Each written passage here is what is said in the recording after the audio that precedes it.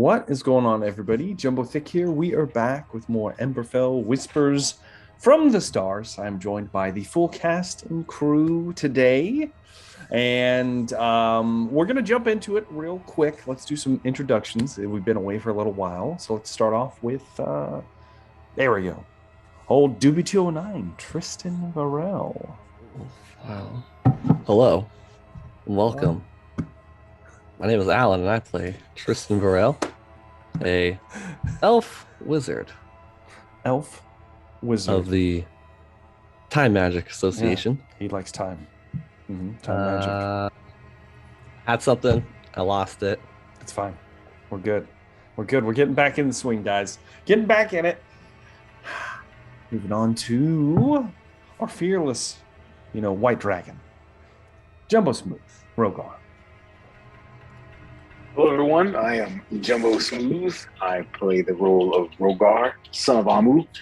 He's a 7'5", 400-pound dragonborn from the frigid wastes, the northern part of this continent.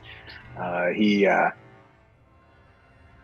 searching for some people, some beings that left his clan in disarray, perhaps, and just exploring this brave new world. He's a young man. He's only about 19 years old, maybe about 20 years, something like that now. But yeah. Indeed. The next, our lovable bard, our pint-sized snack, Zune, Andrea. Hi, I'm Andrea. I am playing Zune. I am the lovable bard, pint-sized snack. There you go. There you go. He's a drow, and he likes to get on with a lot of dudes. That's how it's worked out so far. He's been very selective. He's not just out there for everyone, all right? Very, very selective. He's not gonna, get it on with any of these fish people. So next, not sporting his normal getup, but I'll forgive him this once. Dan Decker, Moog Broadjaw. Speaking of fish people, anyway, yeah. Well, I had DM inspiration carryover. I figured, I can't. Sure, yeah. Keep it. Just it's fine. But brother. Anyway, earlier it was nice to see Catbutt make its appearance. Weekly appearance for the show. I figure by now, we're 187,000 episodes into this show, so we're pretty far. You should probably know who we are. But I'm Dan. I'm playing Mo Broadjaw, 8-foot tall bugbear, crossbow expert, 10-foot reach. He's got really large bolts for his crossbow, size of a baby's arm, and he's quite deadly with that. But he's also, man, he's freaking insane, y'all. He is, he's on the outs when it comes to that. And then last but not least, our savage, slim-waisted barbarian, Velree, played by Kayla. Oh, yes, I do play Velree. And I'm just going to say this is Waitley, the cat that we never get to see anymore in the game. Thanks a lot, Trist. But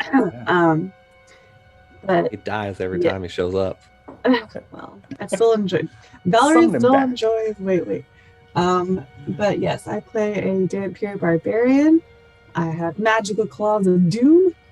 And yes, I am, essentially half naked right now. I think I have a bag tied around my waist. And you can thank our wonderful GM for that.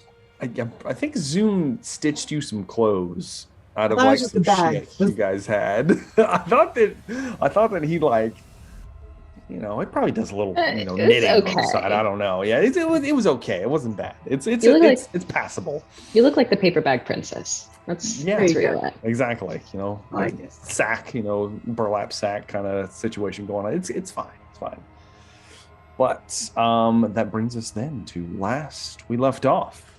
The crew has found themselves deep into the town of Zinbith, a town that is much more than what meets the eye, despite its dilapidated, flooded nature. It is full of individuals that have a strange look to them. The Zinbith look. They look a little fishy, one might say. And through your discoveries you've made thus far into the history of Zinmith and a lot of the other strange things going on, specifically their rather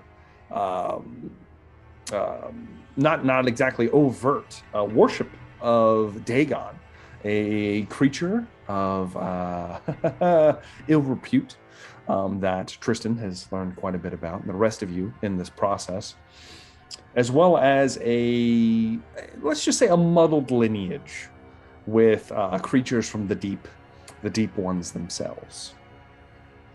And in so doing, traveling into here, looking for clues to a missing cousin of Morag, as well as a bit of a task that was placed on Tristan Varel quite some time ago that apparently is possibly not coming to fruition. You delved into, after a midnight ambush in town, you delved into the mine the next day, the Maul refinery, and discovered a foul ritual taking place where Velree almost met a very bizarre and strange end, one might say.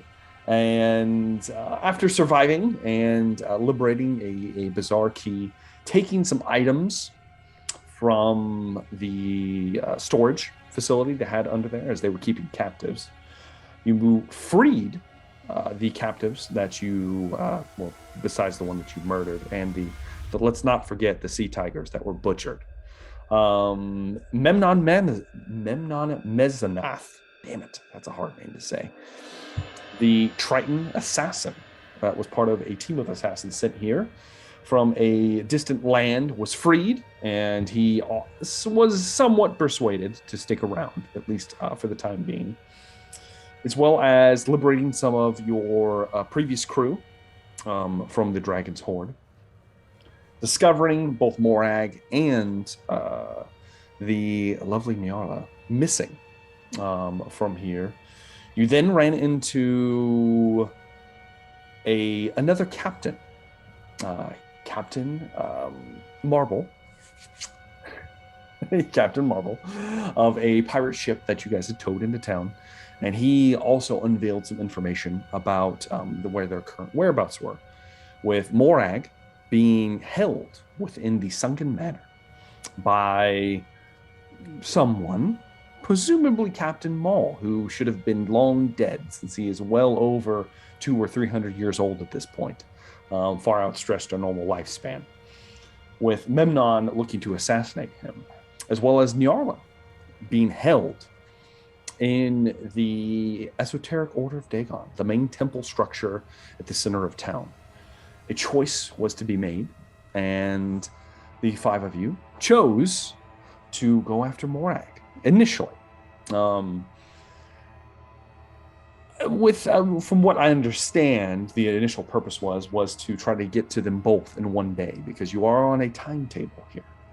At the sometime in this next day, whenever the tide rises, Nyarla is set to be sacrificed in some way to Dagon, to bring forth a harbinger of Dagon himself into the material plane. As well, Morag was being subjected to the rites of Dagon, and who knows what might happen to him if left on his lonesome. However, Memnon, being the trustworthy assassin that he is, snuck off in the middle of the night as you guys were preparing to assault the manor the next morning, only to discover that the hatch leading out to the manor was rigged with a improvised, well, not necessarily improvised, but a simple trap that just made a very loud noise when you pushed through. One might say a distraction for someone else. Regardless, though, distraction was had, and a assault was underway much more quickly than would have been previously, with the five of you quickly deciding to break into the sunken cellar beneath the manor, ripping the doors open, swimming beneath, using your altered potions to grow gills, those of you that cannot swim already or breathe underwater, and able to traverse the cellar itself quickly, subjected to pursuers that were hot on your trails. Velree ripped through several individuals emerging from the cellar, and Tristan Varel was able to arcanely lock the door into the manor after you got into the manor itself from the cellar. Tristan Varel was able to lock it, preventing, he doesn't remember, I remember, preventing your immediate pursuers from catching up with you. However, still in a panic, knowing that everyone knows where you're at and seemingly the whole town converging on you. You very quickly moved through the next rooms, discovering a terrible dinner set, or breakfast, I guess, at this point, with an open skull. It was pretty disgusting. As well as stumbling into the main foyer, where the entrance, the actual main door into the manor is, and running upon a group of guards, one might say, a guard-like party, preparing for someone to break through the front door. However, not stealthily yourselves, you were discovered immediately, and a fight was underway. And that is what we're picking up. So, let me resume the... Where is he? Where are you? Oh, damn it. Where are you? Hold, please, while I pull up the encounter, while it resumes. Boom. Resumed. We're already in initiative. We're at the top of the round. So, there were 13 individuals, 13 enemies in this room previously. We'll pick up pretty much where we are. So, you guys annihilated the Warlock of Dagon, destroying him, stripping away the magical darkness and the summoned tentacle like a realm that was caressing most of your bodies, ending that threat. As well, you have slain a great number of the more base cultists. There still appear to be 4 of them remaining, 2 of them being fairly hurt. There are 2 rather healthy looking larger individuals. 3 of these kind of larger individuals. They're still technically medium-sized, but they're wearing strange armor on their person and wielding kind of bizarre, almost like glaive-like weapons. And there are 3 of them still up. One of them severely hurt. As well, the priestess is dead, and I hate you guys for it. So you guys have taken out most of them, and we are starting at the top of a round in initiative. And number 1, Velree, you're up. It is your turn. So, if I remember correctly, you were being surrounded by some of the baser individuals, as well as a few of these more burly, kind of like soldier looking Zenmith types. They do have 4 arms, by the way. So I'm currently raging, right? Or no? Yes, you are still raging. Okay, cool. If I'm being surrounded, then if I can get to the burly guys without disengaging from someone else, then I'll do that. But if I'm already in combat with... Yeah, you are being swamped right now because you were the first one to run up there. Yeah, I remember that part. Yeah. The running part. So I guess I'm just going to attack whoever is closest to me, but if they're all at the same distance, then the bigger guys? They're all pretty much there. I Right. think one of these larger guys, or 2 of these larger guys were in range as well. So it's up to you if you want to try to strip away the smaller folk, or if you want to go for one of the beefier dudes. Oh, excuse me. I will go for the beefier dude. Okay. All right. Go ahead and make some attacks then. Right this way. Right. As usual, of course. You know. Why not? 25 hits. Go ahead and roll all of them. I will. I know the game. I know how we do this. 26 hits. That would have been a natural 1. Damn it. That was just like, that would have been the first one of the time. You're fine. An 11 will miss. So 1 does miss. Okay. That was And a 27. So 3 hits. Go ahead and roll damage. Well, I'll say that this is to the wounded guy. I don't remember who wounded him, honestly. It's been so long. So that is 13. 13. All right. Next damage. 8. 8. Oh, that's low for you. And the last one?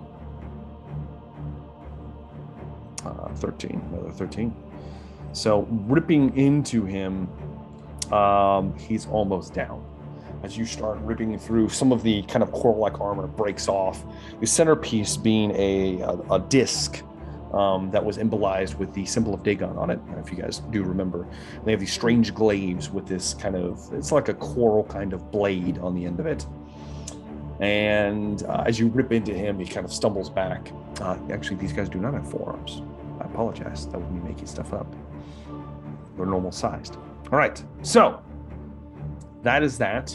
Do you want to do anything else, Velree? Bonus action? No? Yeah. Good. Okay.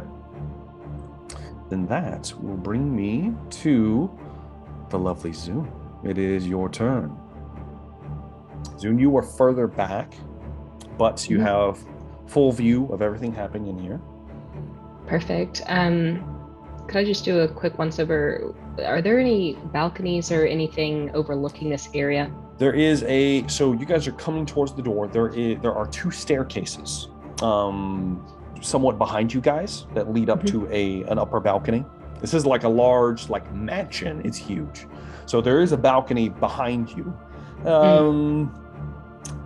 It'd probably take you 20, 30 feet to get to the stairs, and then to go up them, you might need to dash if you're trying to get up to the next floor. I'm probably not going to leave the party, but I just kind of want to get a feel for the room. But okay, then I would like to go ahead and cast Bane at first level to hit 2 of the beefy guys. I want to ignore the one that's almost dead. Who is the we don't have any more magic users. Nope. We just have those fodder and 2 beefies. There's 3 guys. There's 3 of the larger, more intimidating guys wearing armor. There's 3 of them. One of them's almost dead. Yeah. And then the rest of them appear to be base cultists.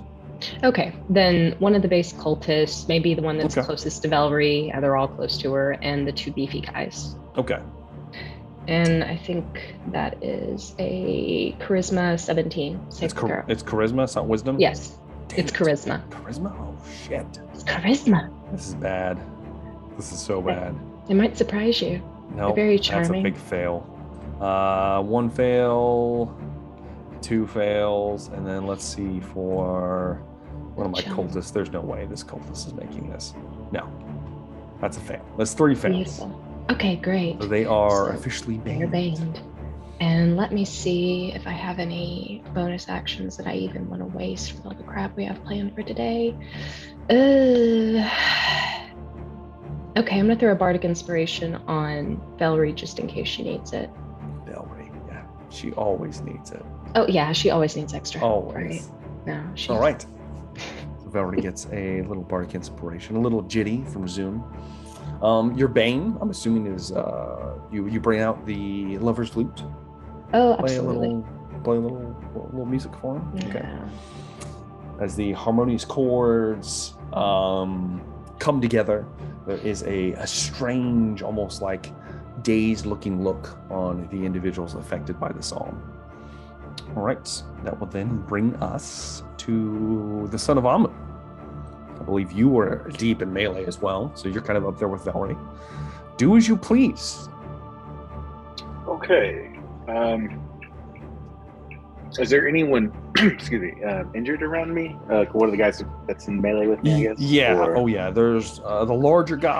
I'll say that you can reach pretty much anybody in melee right now because they're just swarming you and Velree because you guys were kind of the points up ahead. One of the larger guys, Velree's almost killed. He's within melee, and then 2 of the cultists look like they're pretty banged up. I'm gonna attack one of the cultists first. Okay. That looks Reckless? banged up at least. Yes, recklessly. Yes. Let's do it. Let's see. Regular roll. I'm not Okay. a weapon master. 21 definitely hits. Alright. That will be. Oh, not very much. 7. Oh. Rolled a 1. Just enough to kill him because he was severely wounded. All right, good. So the first one, it's pretty big. I think this is one that Mo put a bolt in, I think. And you just kind of swing out, smack him out to the side. He flies out of the crowd, broken body. Okay. I'll move on to the big guy. All right. Give me an attack roll then. I will. Recklessly. And I'm going to use Great Weapon Mastery. Sure. This for this attack. Yeah. Let's do it. We're not going to hit, I don't think. That's a 9. 9. It's going to miss. Nice. If only you had Bardic Inspiration. Oh, no. Probably still would have hit. I mean, he's pretty low. I get one more attack because I killed someone. You do. So I'm going to regular attack. Okay. Oops, I roll with advantage. I roll one more time. That was a 4. It's a little better. 17. 17 hits. Okay. Just barely hits, by the way. It's not a glancing blow, but it's not a glancing blow. Hits. Okay. Yeah. Not much better. That will be 8 points of damage. He had 8 hit points left. Damn. Good. Sliding in Glad. Rogar comes in a heavy strike at first on the more larger, more intimidating soldier. Like brings his glaive up, deflects the blow, and then Rogar just hammers him right in where the gonad should be. You're not sure what's under that kind of like little kilt thing he's wearing right now, but you hit something and he kills over dead. That will finish my turn. All right. I'll stay in melee with Velree. That brings me to Tristan Varel. It is your turn. Do I still need to concentrate on slow? Does that still affect anyone? Oh shit! Yeah, that's right. You know, I made a con save as my last roll. You did it. I think that 2 of the big guys still had slow on them. Yeah. So yeah, we'll say that. Well, I'm just gonna cast a first level chromatic orb because I am running low on spell slots again. Yes. 24. Who are you aiming for first? I mean, it hits big anybody. guy. One of the bigger guys. Okay, yeah, it definitely big hits. Guy.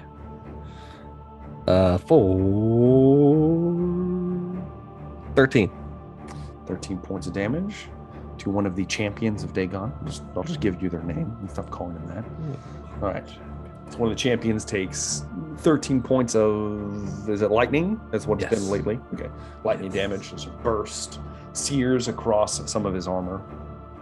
Is that going to be it, Trist? Yes. All right. That'll bring me to the base cultist turns. And let's see here. They're swarming both Velree and Rogar. So I'm going to get 2 of the cultists to attack Velree. You can make 2 attacks each at advantage. First one's going to be a 15. Glancing blow. Glancing blow.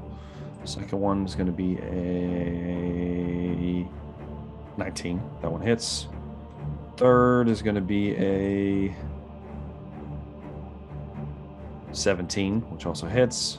And the fourth is going to be a 22. So all 4 hit, one of them being a glancing blow. The first one is only going to be, let's see here, 4 points of piercing damage, reduced to 2, then reduced to 1. So 1 point of damage from the first attack. The second one is going to be the second strike, which is a bite from the same guy. Wait, question. Yes. Bane. How does that affect the... Bane doesn't, these guys aren't baned.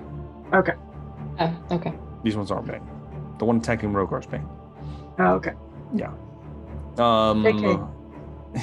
Yeah. The next guys are going to be banged too as well. So it's going to be great. It's going to be great, guys. Double up on all this shit. The bite is only going to be 2 points of damage, reduced to 1. They've taken a whopping 2 points of damage so far. Followed by 3 points of damage, reduced to 1. God damn it. And then another bite for, much more this time. 5 points, reduced to 2. Oh. Yeah. Heavy hitter there. All right, heavy hitter from the cultist there. The last cultist, who's a little bit more wounded, is going to attack Rogar. That is going to be he misses, even without the Bane roll. That's a 10. And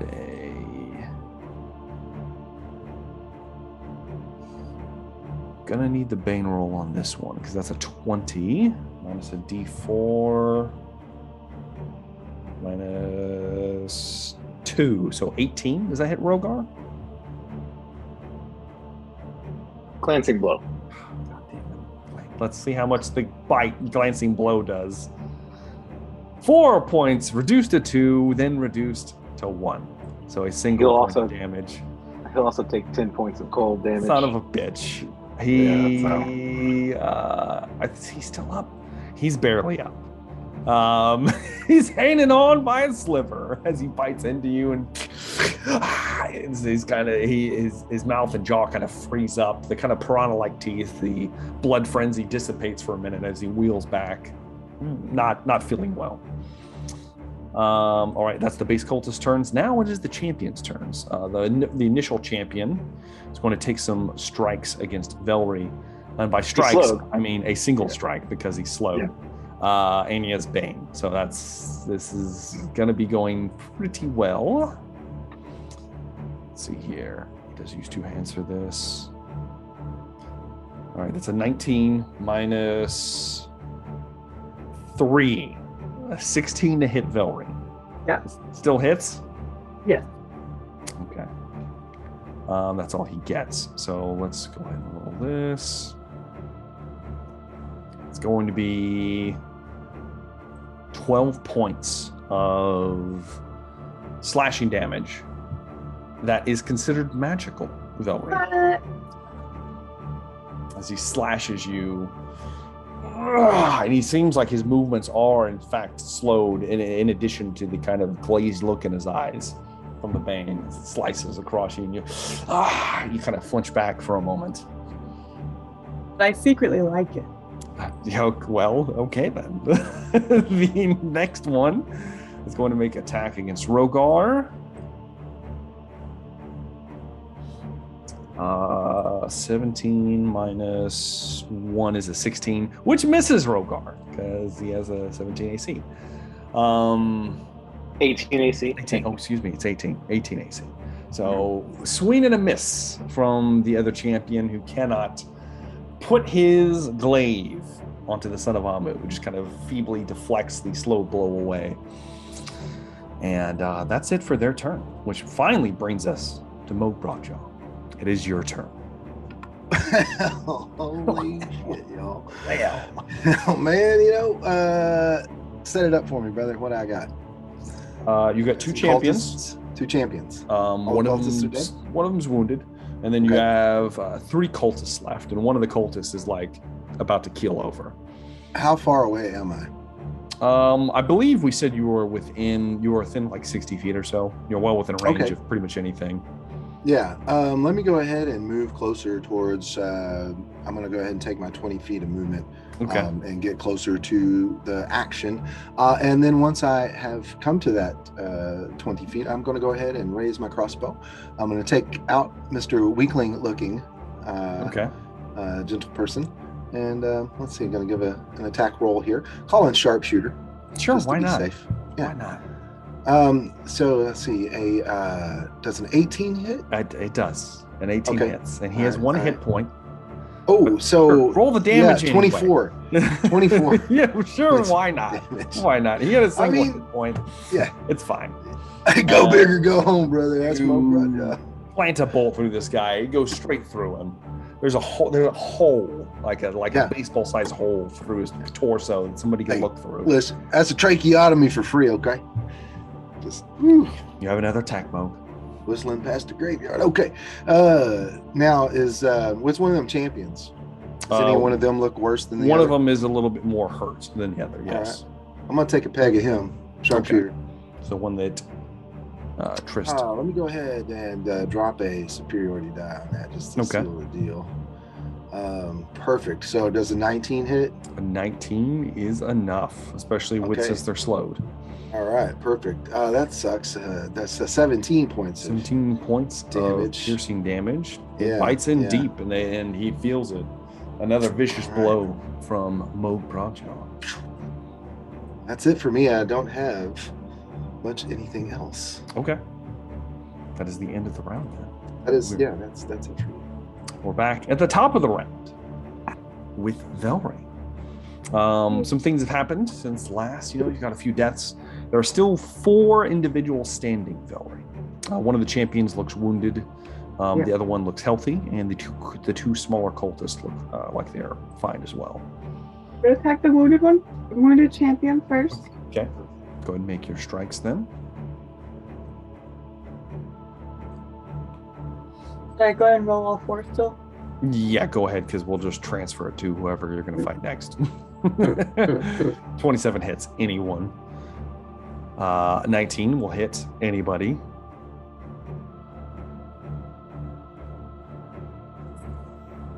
.28 also, that's a natural 20. A natural 20 on the third strike. Okay, that definitely hits. And a 19 hits anybody. So the first 2, go ahead and roll damage. So that's 11. All right, next. 12. 12. All right, and then let me pull a card for you for your natural 20. That's probably going to cleave him in 2, I'm sure. There they are. All right, this is called Nighty Night. Triple damage. And just go ahead and roll damage, and we'll triple it. He will have to make a Constitution save if he's still standing. So that's 8. 24. 16, 24. He will not need to make that save because he's dead. As Velree slices, 2 slices, catch him off guard. His weapon clatters to the floor, and then how do you finish him off, Velree? Is that the one that had hit me a minute ago? Yes, same one. I mean, like I told you, I liked it. Give it back to him. Give it back to him. Okay. All right. All right. What do you like? Take his like glaive and shove it through his body or something? Yeah, licking the blood splatters all over me, just like licking it all up. Like, yeah, creepy. I'm here for it. Last attack. You can aim your last attack towards one of the cultists or or the other champion. It hits no matter what. Just who you want to. You said the other cult. Well, who's the most wounded? I'll go for the most wounded. The remaining 3 people are all healthy. For now. Damn, I thought that was okay. I'm sure it will end shortly, but yes, for now. I'll go with the other champion. Okay, go and roll damage. I just did 9. 9 points of damage to the other champion as you lick the blood off of your first kill and just kind of slice backwards, catching the other guy off guard, slice across the back as he's facing Rogar. Yeah. All right, is that going to be it, Velree? Oh, yeah. All right, that will then bring me to Zune. Okay. Well, let's see. So we have 3 people left right now? Yes. 2 villagers and 1 big bad? Yeah, you have a champion and you've got 2 cultists. Okay, then I would like to cast Vicious Mockery, which would be Wisdom 17. On the big bad, sorry. Okay. On him, Wisdom save. Let me pull this. Boom. For it. That is a fail. Good. Okay. And I will shout, "Where is your Dagon now?" Let's see. Dagon now. Let's see how much damage it does. Bitch. Oh shit.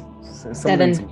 Some tuk-tuk. 7 points of psychic damage lash out as Azune's eyes kind of go a little hazy for a moment, a little creepy.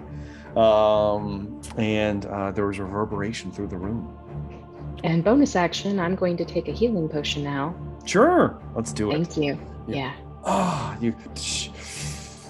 Get your heal on. It's like smoking a cigarette after sex, you know. Mm. Yeah. That will then bring me to Rogar, unwounded, son of Amu. Yes. I will attack one of the little minions. Okay. Recklessly. Great weapon master on this one. Of course. Yes. Of course. Let's do it. Let's do it. Go, there we go. 18. 18 definitely hits. Go ahead and roll it because I think you might be able to put him out. 17. 17. Not quite enough. He's still up. I rolled barely up. I rolled a lot. I know. I'm sorry. He's barely up. You almost had him. I know a regular attack on him, then. Okay. Regular. A great weapon, or recklessly. Okay. But regular attack. A natural 20. I'm assuming he's dead. Yes, he is. He has like 2 hit points. Okay. Let me roll it just to see if. Well, let me pull the card just to see if you get something. Okay. Bludgeoning. Yeah. Okay, it's called Bonk on the Noggin. It's max damage plus another roll of the die, so he's definitely super dead. As Rogar caves in his skull. All right. Since I killed someone, I'm gonna roll one more time. Okay. Great weapon master. 2 choices. Gonna do the small guy again. Okay, the last cultist. All right, go ahead, make your attack.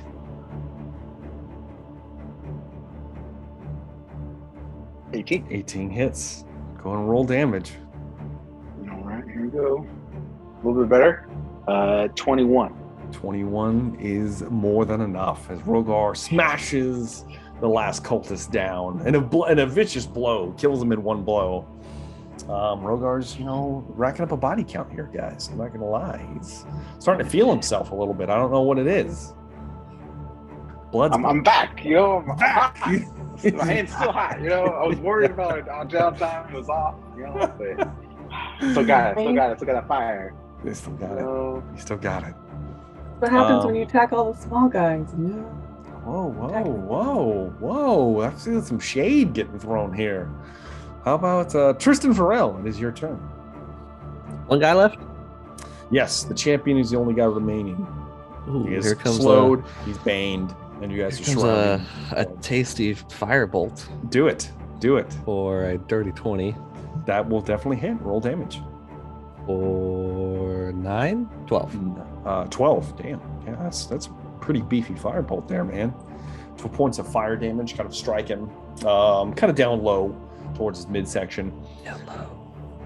And there's the small little round hole in his body. He looks hurt. He's not like on death's door or anything, but he looks hurt. Is that going to be it, Trist? Yes. Okay. That will then bring me to my champion, who only gets to make 1 attack. This is ridiculous. And there's not a save for slow, is there? At the end of his turn? At the end of their turns, there is. Okay.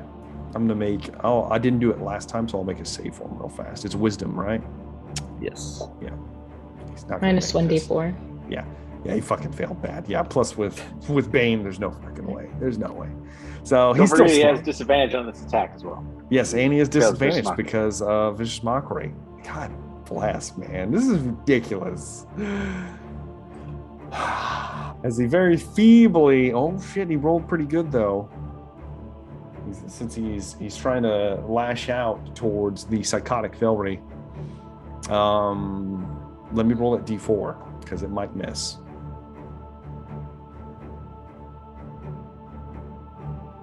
Yeah. That brings it down to a 14 because I had an 18. I rolled a 4 on the D4. He misses. Swings, lashes back. He's just too quick. Velree moves out of the way. No problem. And he doesn't get, that's it. He doesn't get another turn. He doesn't get to make a save one more time. He fails. There's no way, it's ridiculous. All right. That brings me to Morag. We got one man standing, Morag. Who would you do best? Would you say that man is banned? He is. And excellent. Consider the consequences of sharpshooter. Go ahead and shoot. Oh! I think that hits. That 22? hits. That definitely hits. Okay. Just for 17 points. 17. He Okay. looks pretty fucking hurt. Gonna I'm do not it again. lie. Same all over. Yeah. Do it again. Yeah.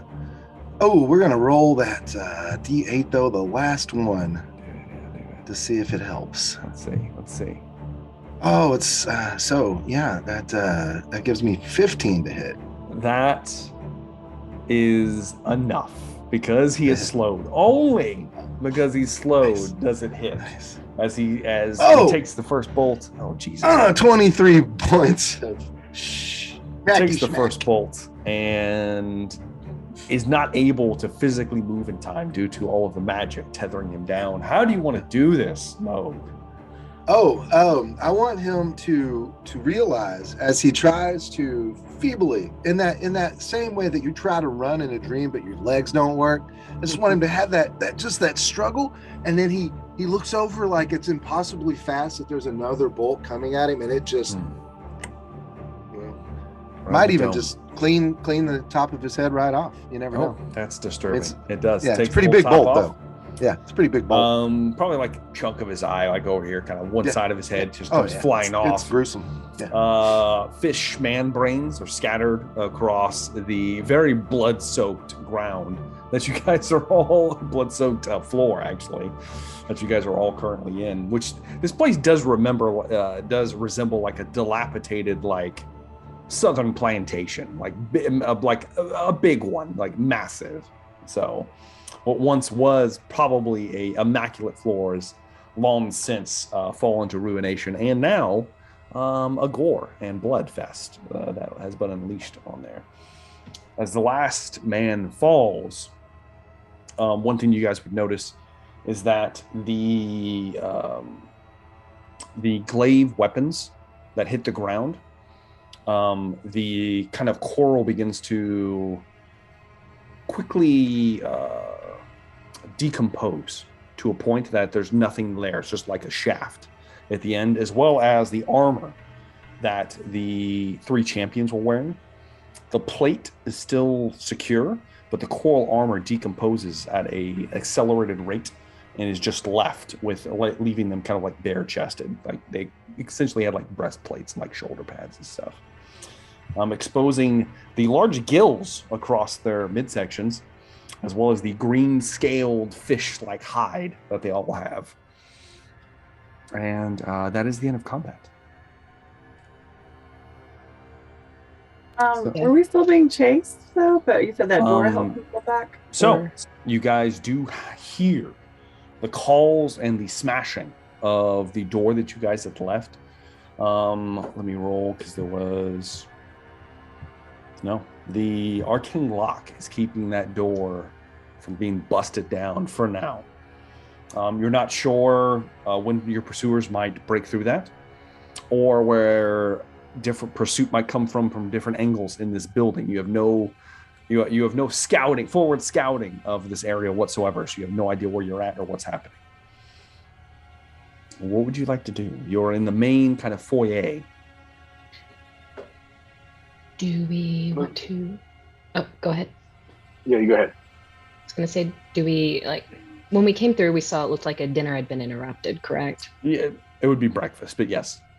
Because it is early in the day. Does it look like there's anything, other than the obvious blood pool that we've created, does it look like there's any destruction leading in a certain area? Like someone's been breaking shit on their way? Yeah, why don't you guys, how about everybody give me a perception test? Okay. I'm gonna roll. And am I at disadvantage? I'm inside, but I don't know. It's daytime. No, you're inside, so that's not direct sunlight. Well, then I got a natural 20. Oh, Jesus. All right. So I've got 19 for Moog, 25 for Zune, 16 for Trist, 15 for Rogar, and an 8, solid 8 for Moog Braja. Moog is somewhat distracted by his handiwork. He's just really admiring that final bolt. He's kind of like, yeah. Elite skills. The rest of you, more on task. beginning to look around, looking for your next opportunity to either escape or move further into the manor. I'm not sure what you guys are looking for, but you do, specifically Zune and Velree, because Velree rolled high enough. You guys do hear from upstairs. You guys hear movement and shuffling somewhere up the stairs, and it's echoing. Sounds kind of like perhaps in an adjacent room, somewhere up there. There is evidence of a large number of individuals moving throughout this mansion. It's hard to tell how recent some of the dilapidation and destruction is, so you're not really getting a read on that. But you do hear movement upstairs, for sure. Well then, I'm going to indicate the direction that I'm hearing the shuffling coming from, and do we want to keep going?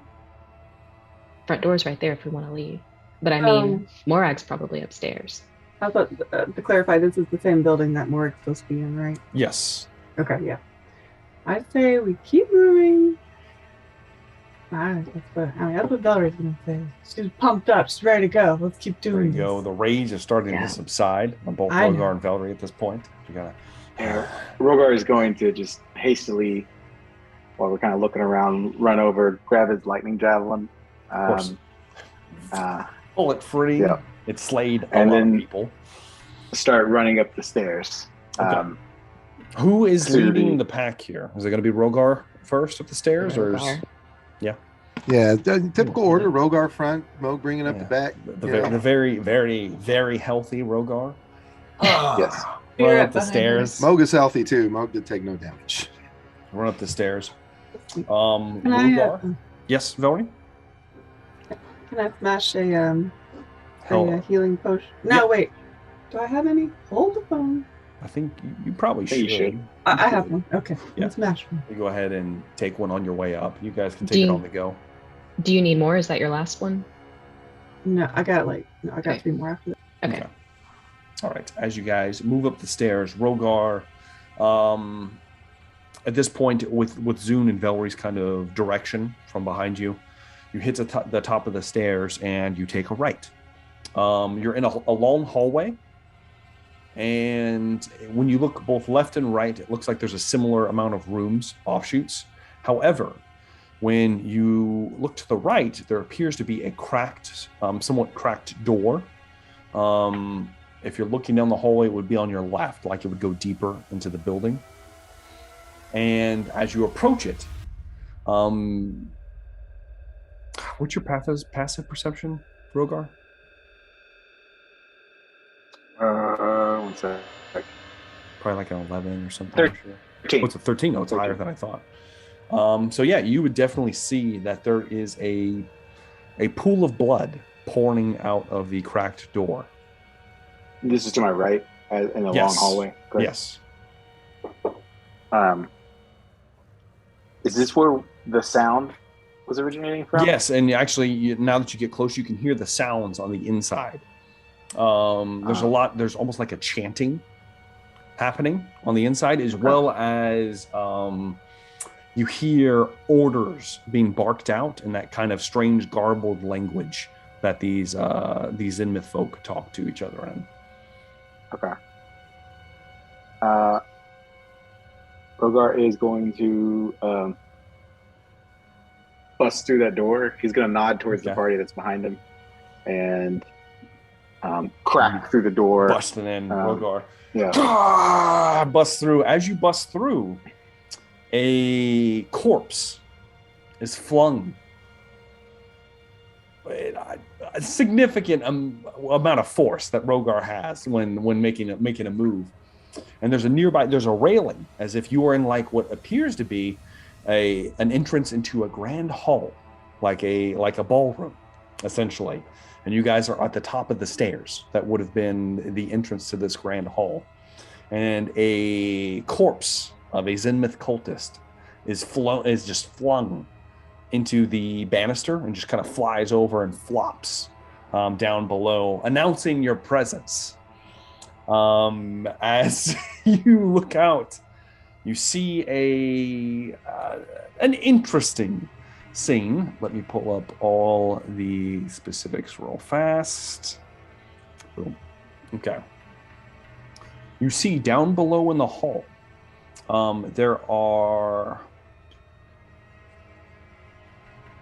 you have 8 individuals. You appears to be several cultists, several of the more base cultists, gathered around a similar kind of seashell that you remember from back during the refinery that you guys went underneath into the kind of sacrificial pit nearby, with a priestess. However, this priestess has more elven features about her ears specifically. They're kind of like more pointed and whatnot.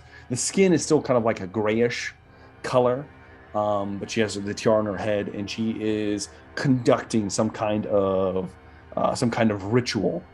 And you do see Morag down below. You're about 15 feet elevated, and then they are a further 60 feet out towards the back of this, well, towards the center of this grand hall. It looks like the floor of the ground hall would be the first floor of this building. Does that make sense? Yeah, you're on the second floor. It's on the first floor. Just go with it.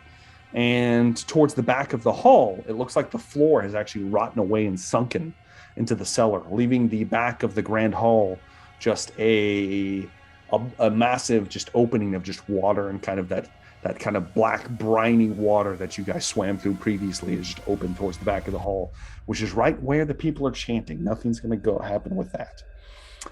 In addition to that, you see looking up at you several figures, two more of the more champion-looking guys, except instead of just simple glaives, they have what appear to be large curved axes in their hands, and their armor is a lot more intricate than the people you faced before. And they appear to be bodyguards for the other remaining member that you see down here, a 10-foot tall, Zinmith-looking individual with hobgoblin features. He has 4 arms, clutching a very large blade. It looks like the equivalent of like a great sword. While the guard and the grip are made out of some kind of strange, bizarre metal, the entire blade appears to be made out of this dark coral material. And you see him from there. He's also wearing that kind of mismatched kind of coral armor mixed with elements of a captain's coat draping down to the floor. And you would probably guess that this would be Captain Maul. So you see him down there, and he looks up at you, and he burbles something out. Do not let them interrupt. Slay them. He says it in kind of a broken, kind of goblin-esque thing.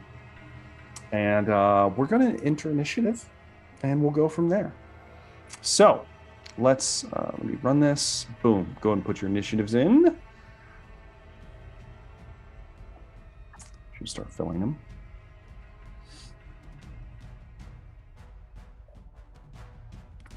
And do mine for them. Sweet. So, boom. Captain Maul it's finally happening. Oh, I'm excited about this. All right. Interesting to note, as we enter into combat. Sorry, real quick. Yes. The scuffling, do we deduce that it was part of like the that we heard earlier? Do we deduce it, like what killed the cultists? I'm curious. You don't see anything. Okay. When we burst in, are they all just kind of staring at us that burst in? Or are they? Yeah, they staring at you that burst in as if they were startled, as if they were trying to hurry this whatever was happening along. due to the commotion outside. Is probably what you could come to grips with. One more further thing I should mention as we enter into combat. Morag is near the pool. Morag Bittersnout. And he is not like restrained or anything. He's just kind of like kneeling down next to the pool. And even from this distance, Velree, you're going to be first in the initiative. And you can see that Morag, he's not facing you, he's looking out. But he has 2 arms now, where previously he only had 1. And you're kind of looking at his back. He's been stripped almost naked. There's like a tattered remnants of cloth just kind of covering his ass and maybe his junk. You're not sure. And his right arm that was once missing is now there in full, and it appears to have green scaled flesh all the way up to his shoulder. And it looks like there are gills beginning to bud on his rib cage. And he's just kind of like kneeling by the pool. He hasn't reacted to anything so far. Man. All right. First in initiative is Velree. So you're about 100 feet away from everybody, Velree. You're at the top of a banister. So there's just a drop down below. There are banister stairs similar to what you came up to get up to the second floor that lead down into the once luxurious ballroom down here that has now become a chamber of sacrilege and disgust. Cool. So I'm assuming I'm no longer raging, right? It's been no, you're not raging. Damn it. All right. Yeah. I'm really tempted just to bounce out right now. Well, I'm going to. But there was no baddies up here on the where we're at. They're all down. And as you're looking over, Velree, you do see 2 more cultists that appear to be dead, laying nearby. Yeah, we might have messed up a secret little mission there. Okay. Well, I'm gonna range. Okay. Going to range. Okay, wait. You said 60 feet down? How many feet down? 15 feet. If you're going to jump off the banister, it'd be 15 feet down. And then a further 60 feet out to them. That's if you're going in a straight line. If you don't want to jump off the rails, you will have to make a check not to hurt yourself. Well, you probably not. Most other people will have to make a check to possibly not hurt themselves. You would have to take the stairs down. And the stairs are going to be 30 feet to either your left or right. You could choose whichever one you want. Then the stairs go down to the floor. I guess what I'm trying to figure out, because when I first rage, I can take that pounce. What is it called? Yeah, it's instinctive pounce or something like that. Yeah. You get half your movement speed added. That would be 60 feet, right? Yes. So you technically could get into melee first round, but you would have to leap down to the first floor to do it. You wouldn't be able to take the stairs down because then you wouldn't have enough movement to get to them unless you dashed. But technically, you could move and attack this round, no problem. That's what I was trying to figure out. I don't want to waste my rage, you know. I know. Okay. So, with your ridiculous abilities that you already have, I'm not going to make you roll unless you just want to roll an acrobatics check, essentially, to not hurt yourself on your fall down. But you don't have to worry about it. You manage to Velree quickly sprints towards the banister. It's kind of gnarled and broken in some places. There's lots of mold growing on the walls and some of it on the banister. And she almost just kind of runs through it. Doesn't even jump to it. She just kind of runs through it. It smashes, withers away. And Velree jumps down to the ballroom floor. Creepily, I'm sure. You know, she's like a vampire woman. So it's just kind of arms just kind of flies, you know. Flies and then is entering into melee. The 2 bodyguards step in front of their charge to try to shield him because they're the ones closest to you.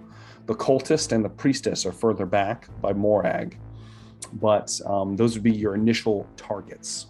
So the two guys kind of get in the way, so they will be your first attacks, Velree, if you want to make those. Let's do it.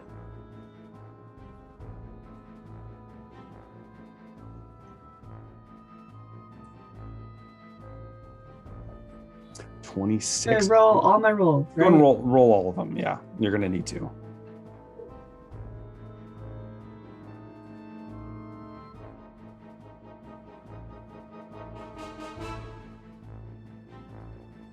I mean, those definitely hit. But the last, I didn't even have to. Yeah, they all definitely hit. Let me grab something real fast. Grab it. All right, damage, please. Yes. To my Blade Masters of Dagon. So that is 11. So the first. Are you going to attack the same one? Just start ripping into him? Yeah. Yeah. So another 10. 10. Jesus. And another 10. The last strike. Another 12. My God. You did 43 points of damage with your clawed hands as you rush down in an instant, covering significant ground, much more than they were ready for. They're just kind of like caught off guard as they barely were able to protect Captain Maul from the assault that is Velree. She rips into the first one, his kind of curved axe kind of falling to the side for a moment, blood spurting from several wounds. Is that going to be it, Velree? I might go ahead and bonus action one more healing potion real quick. Sure. Go ahead, Velree. No, wait. Go ahead. I can't because I have bonus action range, right? Oh, that's right. Yeah. It was your first turn, so yes. So no. So that's going to be it then, Velree. That will then bring me to their turn. As the chanting is happening, you're starting to see a stirring in the nearby water by Morag, specifically. All right, which then... I have PTSD from that shit. Maybe. Which will then bring me to the lovely Rogar. Just stepped away. So I will play Rogar now. I will be the Rogar. All right, Rogar. Sorry. I thought Zune had the same role, and I thought she was more dexterous than I was. You are, but it slotted you in. So you're going first. It's happening. Okay. Sorry, that's why I went. But I will also rage. Okay. I will move 60 feet as well. Oh, so you're going to do the leap? I'm going to do the leap. Superman leap. I know I have to roll something. I didn't make Velree roll, and you're fucking strong as shit, too. Don't worry about it. It's fine. All right. Awesome. Then I will leap the rest down. Of the bastards are going to have to roll, though. As I roar out and start to run down, I'm gonna yell out, Morag, protect these two, as I run and dash down and leap off the banister. Morag I smashes will down. Similar to Velree, more heavy. run. I'm going to take my club and attack the one that Kayla or Velree attacked. Okay. Go ahead and make some attack rolls then. Recklessly. Sure. And I'm Great Weapon Master? I'm nervous about it. No, not Great Weapon Master. Okay. Regular old attack. 24 hits.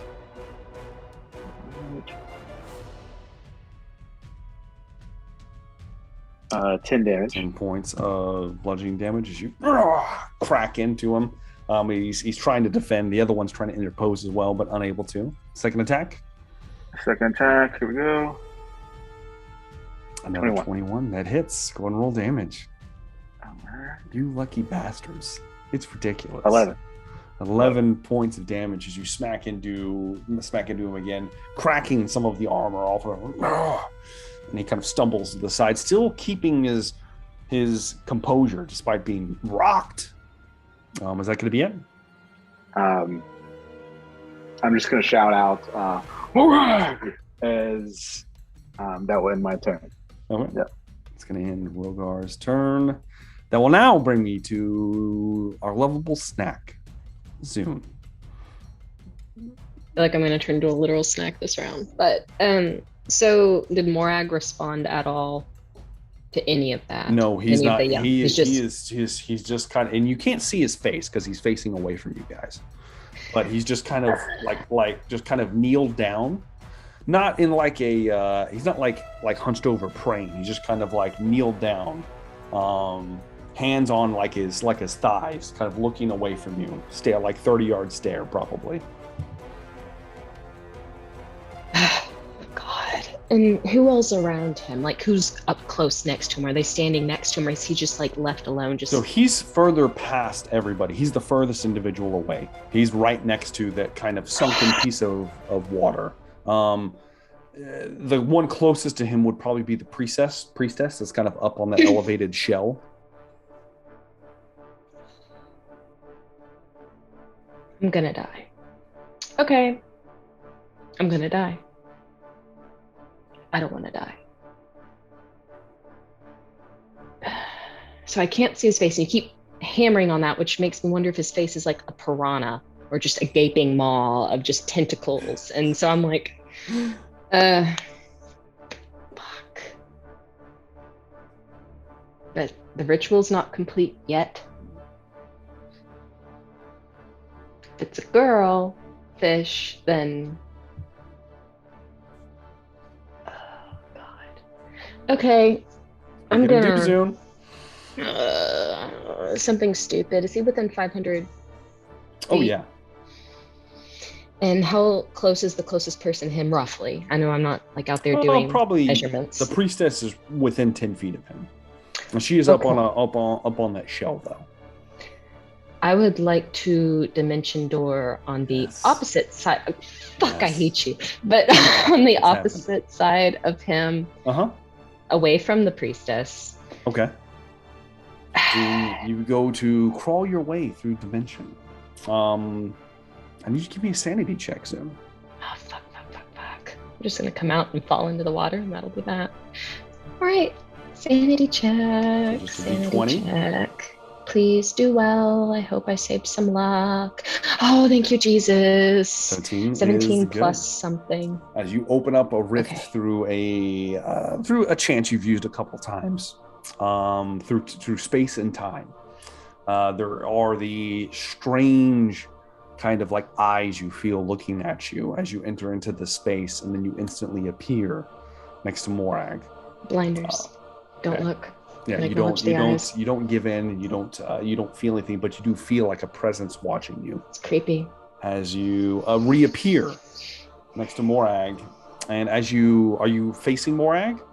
You gonna look at him? I was going to look at him. As you see him, you see where once his eye was all carved up and essentially missing. You see now a fresh pupil.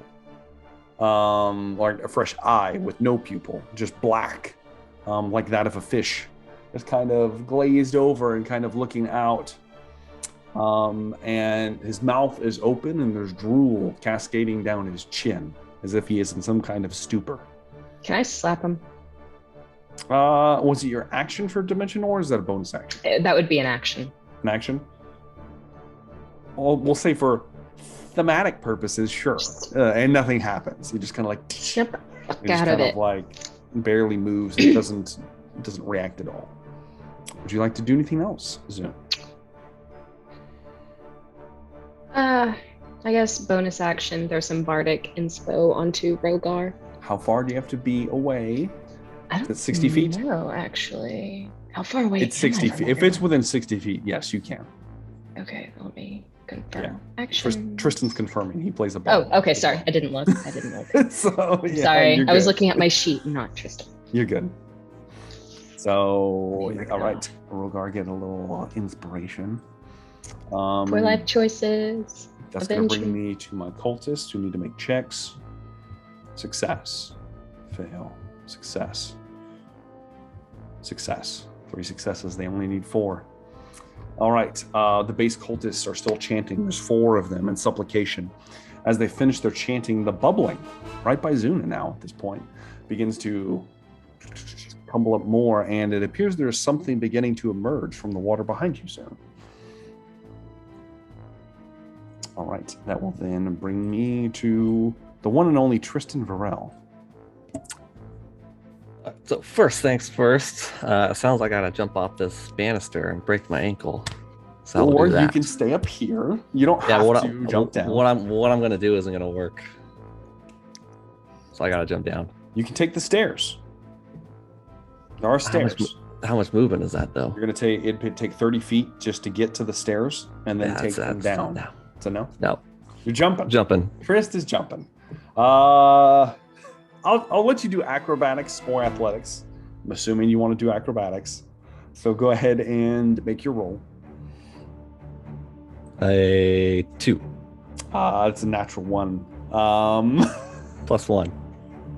It's a natural 1, Tris. I don't think you're understanding. Plus 1. I need you to roll a d8, please. Okay. Damn it.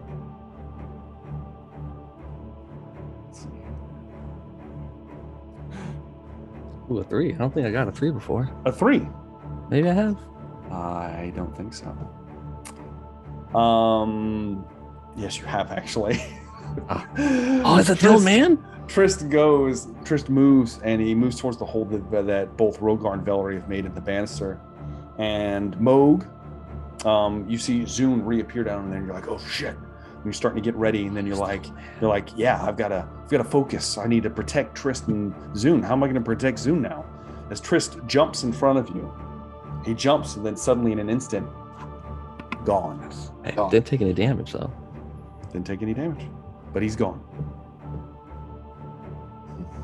Trist, since you didn't get to use your action, you reappear. You're instantly. You like take a moment. You almost lose your footing. So you stumble and you kind of you would with a natural 1. You go into a strange roll. As you shit. You kind of look around. And you're in a wooden floor. Somewhere else. There is a man, older gentleman, at a desk. And he looks up at you. Oh, yes, good.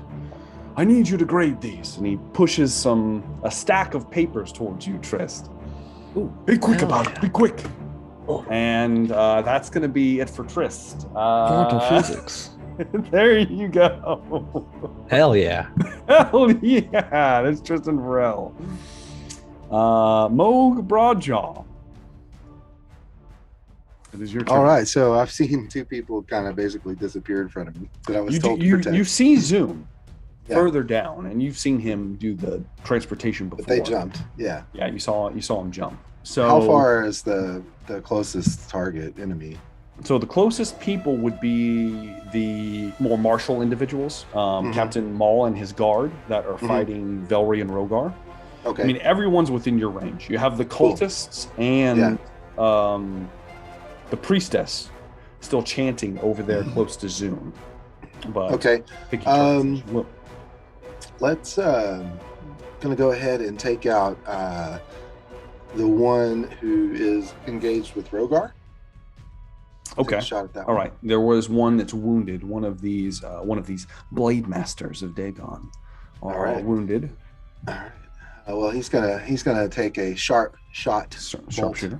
Go ahead and. Ooh, that's not gonna hit. A 9 is not gonna hit. You're gonna throw on a little something. I'm out, man. We didn't get a short rest in, so you bring up and he sees it coming and just smacks the bolt out of the air. Too much going on. So we're gonna try that again. Okay. Same. Gonna call sharpshooter. This doesn't do it. That's gonna do it. Like was that a 20? Or I'm sorry, an 18? No, 16. 16. Yeah. As you fire the second bolt, it cleaves this one in 2. as it looks like it's going towards his chest, and he brings it down, splits it before him as it does not hit. That's dirty. That's what that is. Okay. Is there any way down from where I am? You would have to move to the stairwell. Unfortunately, you're super slow. Now, Yeah. I will say this, Mo. Mm-hmm. You have a 10-foot reach. I do. You could just hang yourself off the banister and just kind of drop down. Let's do that. Like a 5-foot Let's drop go. for you. Hey, listen. You kind of like I didn't come from the forest of Wild for nothing. You put out 2 bolts. You're like shit. And you kind of sling it. And you're just kind of like, oh, it's a little awkward with your stiff legs, but you manage to drop down.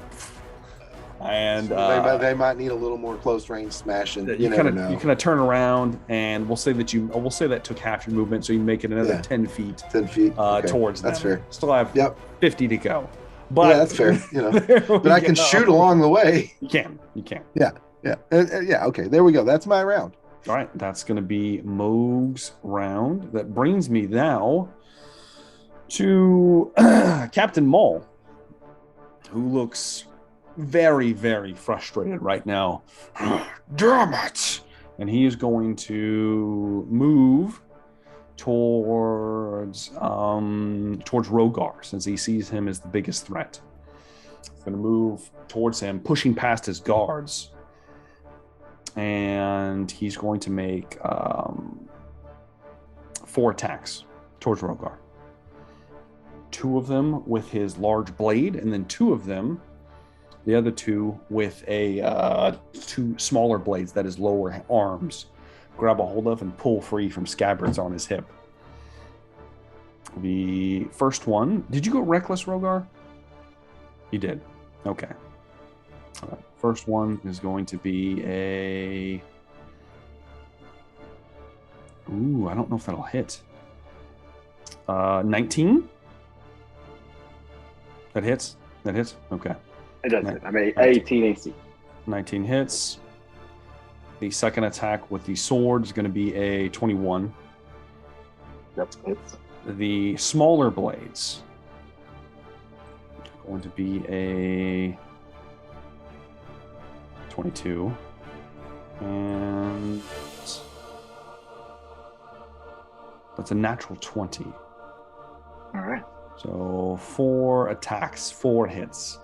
The first blade attack is going to be...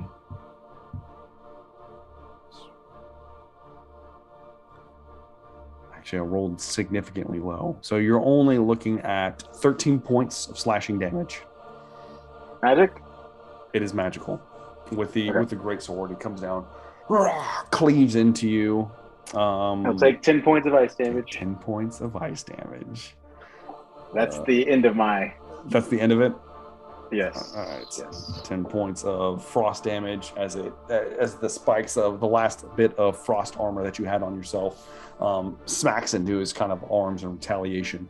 So he wheels back and strikes again for 25 points of slashing damage with the second strike. Much better roll on that one. That was almost max. Yeah. As he cleaves in. It cleaves into the shoulder slightly. And then as it's impaled in your shoulder, the lower arms, because he's standing above you, the lower arms stab you in the chest twice.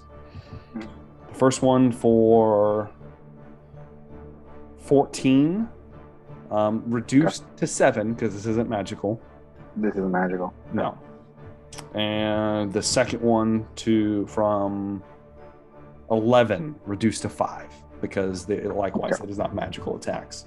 So he just starts impaling you. I have this one. Get the other. And that is the end of his turn. Ooh. That was a lot of damage. Yes, it was. Yes, it was. Captain Maul is no joke. Almost 60 points of damage. Yes, it was. It would have been a lot more, too, if I didn't have resistance. So, yeah.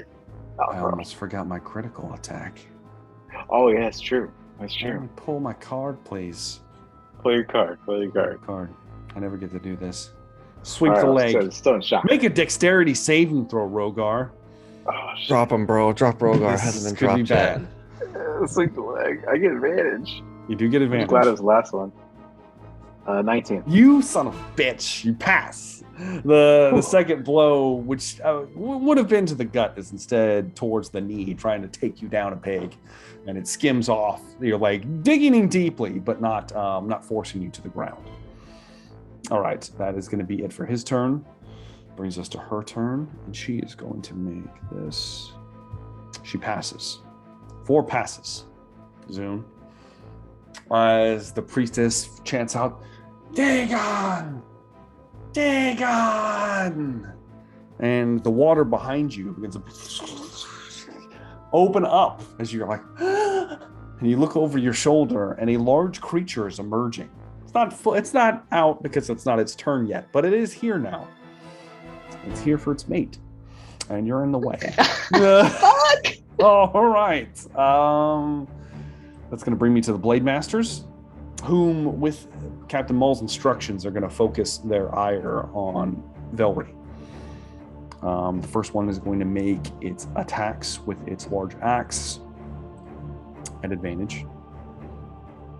That's going to be 23, a 19, a natural 20. So the first 3 hit from the first Blade Master. The second round salvo of attacks from the next one is also focusing on Velree. It's going to be another natural 20. This is not looking good, Velree. An 18. And its final attack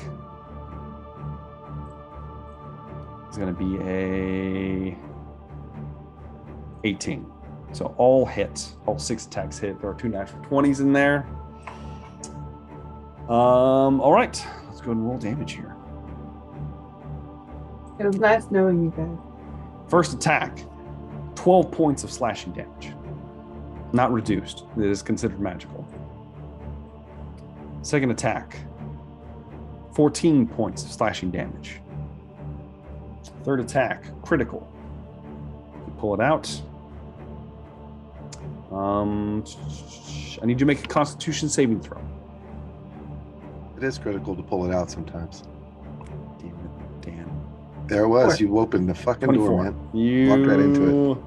You're good, Velree. The third attack that comes in, it doesn't do anything extra. However, it does deal 13 points of slashing damage. And this is the None of wound. this is reduced, right? None of this is reduced. This is just straight damage because they're considered magical. Okay. You start sliding the first Blade Master that you tore into. These are bodyguards to the guy that's progenitor of this town after all. Starts ripping into you. The second one circles around from the side, begins attacking you as well. This is another critical attack. You pull it. He slashes you across the face for 15 points of slashing damage. And you were considered blinded for the next 3 turns. As there's blood in your eye. The next attack. 14 points of slashing damage. And the final attack. What? I'm already down. You're down. So Velree fails 2 death saves as the last attack plunges into her gut as she hits the dirt. 2? Yep. That's cool. He brings it down. And for the first time in a long time, Velree hits the ground and is not moving. The only one to see it is Morag and Rogar. Trist is grading papers. That brings us to the top of the round. This could go poorly because Velree has to make a death saving throw. Right now, am I allowed to use luckies on this? Yeah, I'll let you use your lucky. Just asking. You can join me and That's a Mo D. in the Dead Party Club. Go ahead and make Mo your and roll. Tristan. D20, right? It's a D20 roll. Just a straight I roll. don't do this very often. Damn it! I'm gonna use that lucky. You better use it. Why is that thing not scrolling down there? Oh. Okay.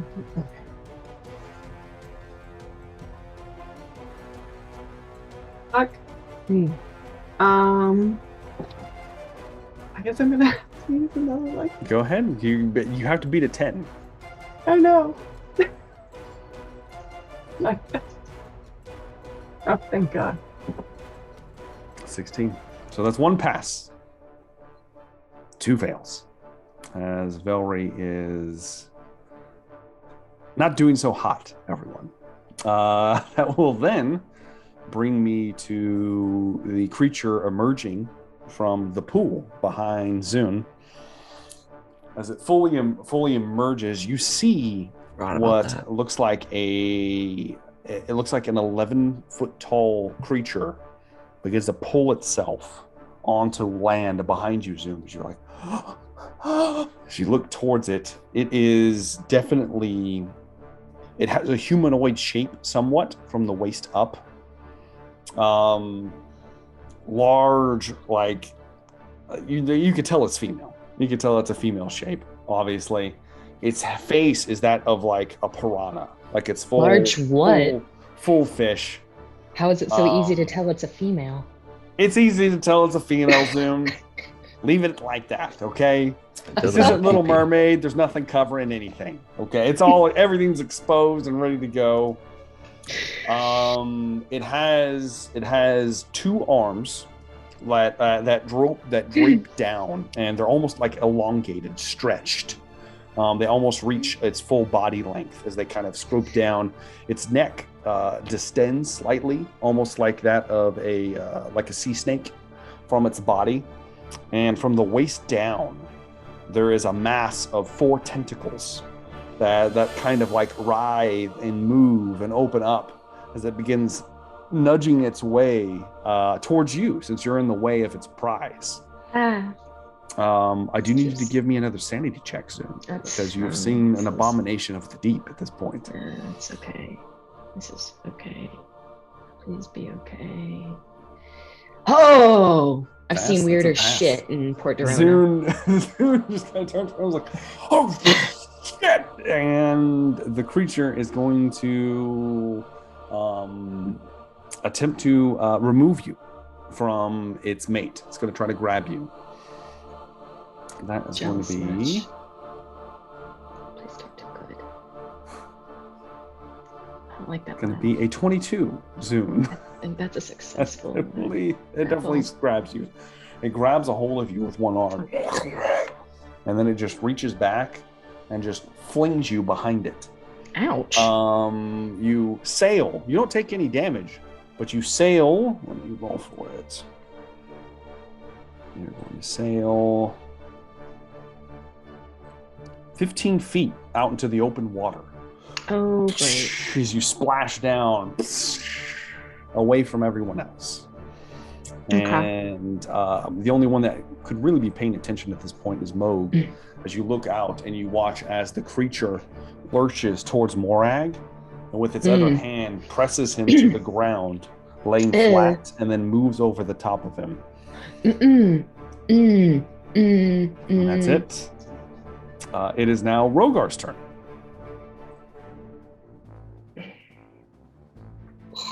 All right. Well, yeah. Rogar will take his. He looks down at Velree and he'll take a health potion thing, poultice, and her face. Slap in the Velree's face. Yeah. Rogar says, Comes back. "We're not done yet." And no, we're not. Is that my bonus action? Sure. What? It's always been an action. It's Be always a an action. little generous. I feel like I'm Be a being. little I generous. feel generous tonight. What can I say? I don't need the Bullshit, teacher's bro. assistant. You know, we can't hear you right now, bro. All Hey, right? you're- You yeah, know? It was always an action for me to do it, you bastard. I don't need this graduate studies student, to be telling me. Yeah, It's fine. Bro. but yeah, I'm going to then attack. Mm-hmm. Can I still attack the weakened guy? Oh yeah. Weakened? Okay. Yeah, you could I'll attempt attack to. him. You're gonna try to not attack Captain Mole. I mean, if he's still within melee range, I'm not He's gonna within melee range. jump Of out. you. That's why I'm asking if you're going to try to attack Yeah. someone besides Captain Mole. I will be trying to attack Okay. someone besides Captain Mole. It's considered disadvantage when attacking someone besides Captain Mole when you're engaged with him. Oh, interesting. Would I understand that? Give me an insight check, Rogar. Oh God. 7. No. Rogar does not understand that at first, at least for his initial attack. Okay, I'll roll a disadvantage here. I mean, you can always reckless, make it advantage. No, I gotta hold on here. Damn, sucks. 10. That definitely misses, Rogar, as you try to swipe out, and one of Captain Maul's lower hands kind of dash around and then deflect your blade enough to where it just skids off the other man's armor as you attempt to. No, you're fighting me. All right, I'll try to attack him. 14.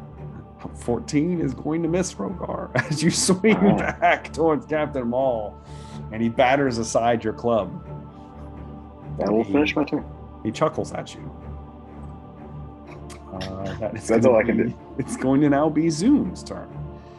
And I still have the effects from that potion that lasts an hour, correct? Yes, Where I can you swim in are water. breathing water. You're in the water right now. Fuck. I'm gonna need the Eldritch Horror to make a Wisdom teen saving throw, which is Okay. probably gonna blow up in my face, but I have nothing else I can do. Wisdom save? Wisdom save 17. That is a fail. That's a, Oh, that's a thank 10. God. Polymorphed Fails. into a fucking rat. Polymorph Fuck you. into a Fuck rat. you. Yes. Fuck Okay. you. The abomination of the deep, as it's climbing atop Morag, ready to do who knows what. I don't know what's gonna happen. Suddenly its form begins to and it shifts down to a small rat Yeah, bitch got crook shaped. laying on top of Morag's chest. He's just kind of laying there, and it looks slightly confused. I am going to try to swim over there as fast as I can. Okay. My So goal you can to I think I can make it You can. with my Yeah, special you have a powers swimming to speed get right now. out. So your And I gills open up when you're in the water. It's super gross, but Oh. you manage to To my swim over body. to it. Mm-hmm. And can I use a bonus action if I get out of the water, or is that going to be my bonus action? Is getting Oh out yeah, of you can use your bonus action. Okay, then is there anyone else within range? So Velree, you have Bardic Inspiration still. How long? I forget how long that lasts because you did it for the last fight. Not It's for 10 this fight. minutes. It lasts 10 minutes. I would still let you have it, which Velree, you can add Bardic Inspiration to your death saving throws. Just so you know for next time. Okay. But yes, you still have one. And Rogar has his, and Yes. Moog's too far out of range, correct? Yeah, he would be out of range. Okay, then I won't do that. Can I? God, I guess that's all I can do is get out of the water, and I can't pick up the rat with this round, right? I would have to wait until the next turn. Not on this round, no. Okay, then bonus action, I guess slap a healing potion on me because I'm probably gonna need stuff Sure. after what I just did. Go It's ahead. probably gonna be very ugly and short. All right. Is Uh, that going to be it? Zoom? I think that's all I can do. Okay. It is now the cultist's turn. Damn it. And the base cultists are now beginning to stand. They look confused. They're looking for direction. Unfortunately, it is not the priestess's turn yet, so she cannot give them direction. So they're stuck in kind of a weird state of not sure what to do at the moment. But they do look like they are probably moving towards Zoom here in a moment. That's going to be the end of their turn. Which is going to bring me to Tristan Varel. All according to plan. Tristan Varel, you're in an office, essentially. Have a seat, son. Have a seat. Sit Are you? down. The papers are in front of you. I need you to give me a intelligence check, Mr. Burrell. Is that disadvantage? Are you exhausted still? Yeah. Then yes. Yes. Okay. Of course, bro. Everything I've been doing is with disadvantage. 8. 8. With an 8, you are still here, Trist. Right. No. You do it this way. Come now. I know Who wrote this paper? my many students, of course. Who are your students? Well, they are I am the headmaster of a very prestigious university here. And he's going to keep rambling for the next couple seconds, and that is the end of Trist's turn. Yes, quantum physics and the relation with the astral plane. Oh, God. That's going to bring me to Moog Broadjaw. It is your turn. Okay, so Zune came out of the water after turning Dudemar into a rat. Rogar has saved Velree for now from certain death. Tristan is still studying quantum physics. Yes, in for now. The Nether Realm. And I'm 50 feet away from anything being able to touch me.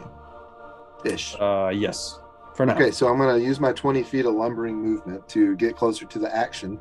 Okay, you're going to move closer. The two bodyguards begin to look around the priestess. Moog. Yeah. They're around Velree right now. Well, I hear you, Zune, but I might need that priestess to maybe kill some curses or something. You never know. So yeah, I'm gonna take a lob at the first, or let's say the one on the left. Okay. I'll go to the one that's hurt. Sharpshooter. Hurty McHurtface. That's right. Yeah, sharpshooter. Let's go ahead and roll the sharpshooter. Damn it! That's not gonna hurt. Or not gonna hit. Definitely gonna miss. All right, we're gonna do it again though. Okay. Do it again. Let's do it again. That's gonna hit. A 15? 15 misses. No? Fuck. As the Blade Master definitely intercepts the missile. How close is he? You move 20 feet up. Yeah. So he's 30 feet from How far did he move? Oh, he didn't move. He He's just taking notice. Okay. Yeah. All right then. Well, that's a bunch of failure. Thanks. Okay. Yeah. That's gonna be that. Got too fancy for my britches. It is Captain Maul's turn now. Captain Maul is going to make his 4 attacks on Rogar once again. You did not go reckless this time, so he will not have advantage. Let's see what he can do. First attack is a 18. Glancing blow. Second attack is a 16, which misses with the greatsword. The 2 smaller arms. It's going to be a 16, which also misses, and a 19, which hits. So only 2 hits, one of them being a glancing blow. Good for you. It is or no, it's not a glancing blow. It was a full hit, right? The first one was a glancing blow. It was a glancing blow. Good. Sword. That's good, because it's the one that hits a lot harder than the rest of them. That's going to be 16 points of slashing damage with the greatsword, reduced to 8. Oh, I was about to say, geez. Because it's a glancing blow. He strikes down, and it glances off some of the kind of like hide pelt you have kind of on your side as it tries to dig into your rib cage. Misses. Second strike feebly, you deflect. You notice the 2 underarms at this point and step aside of a wild blow while the second one does find purchase. For 15 points of slashing damage, reduced to 7 because it is not magical. All right, that's the end of Captain Maul's turn. I've never had lizard before. And it is now the priestess' turn. The priestess does not look happy with Zune. She, in fact, looks the opposite of happy Zune. And she is going to bring her hands together, clutching at a symbol of Dagon on like a necklace that she has. Her like tiara that you've seen some of the priestesses wear begins to kind of slightly glow, and she's going to make a attack against you soon. That's fair. That's going to be a 24, which hits. What gonna hit? Zune, you are going to take 27 points of radiant damage.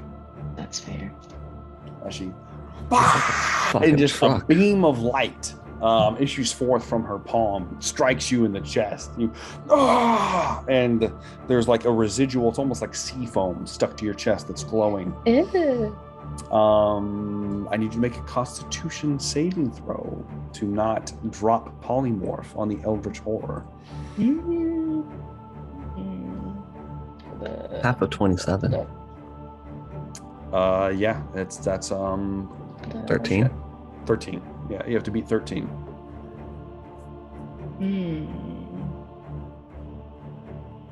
Oh, please, friend. I'm going to use my final luck, which is probably going to bite me in the ass. Do it. but- Let's do it. I A need 20. A 20. That is enough to maintain concentration. You're still glowing, but for her free action, she garbles some language. And it's kind of weird because she has like an elven face. It's super creepy. And it looks like the cultists are beginning to move towards Zoom officially now. All right, that is the end of their turn. It is now the Blade Master's turns. The one that's heavily wounded is going to try to kill Velree again. It has advantage on attacks because Velree's still laying on the ground. So let's see what I can do here. Put you on down. Yeah, that's going to happen. It's going to be a 20 to hit.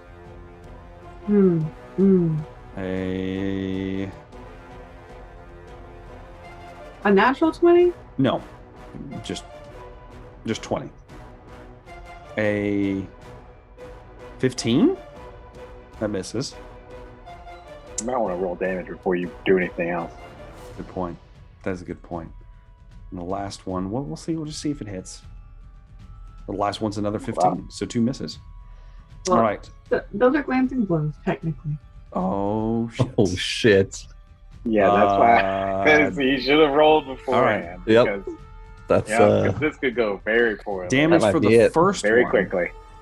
is going to be 12 points of damage. Cool. Now, Is Velree back out? yeah. She's dead. Okay. Well, knowing that, as you go back down, Velree, he's going to move towards Moog for the final 2 attacks. Okay. And Moog does a 15 hit.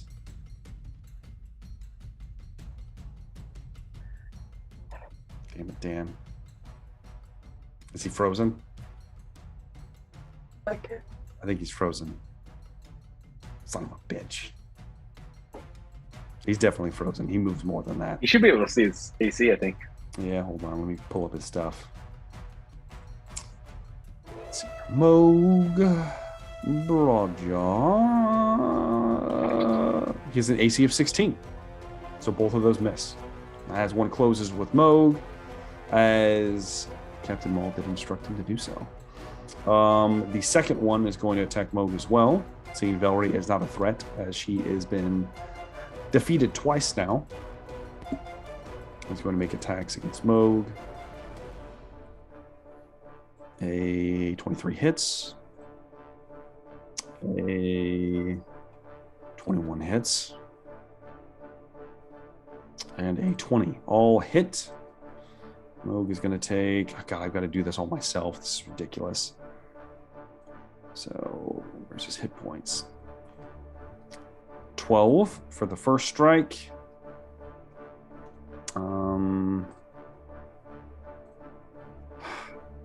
This is so difficult. 11 for the second strike.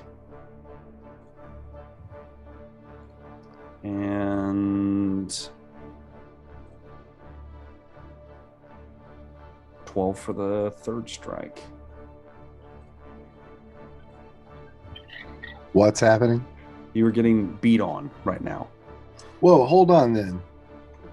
How so? Okay. How so though?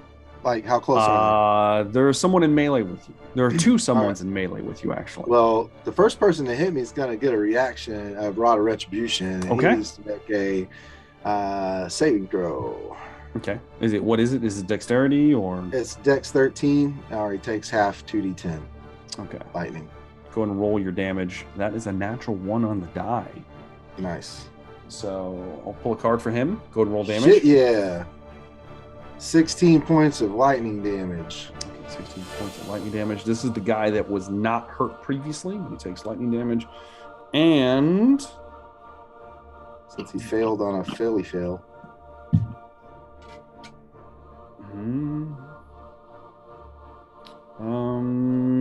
That one doesn't make any sense. Oh, you're gonna pull another one. That makes absolutely no sense.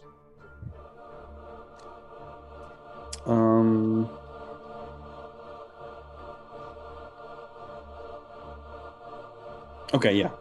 So he will have a penalty on his next round of attacks. Okay. So then, but please continue murdering me. That was it. That was the end of the turn. I already damaged. How you. many?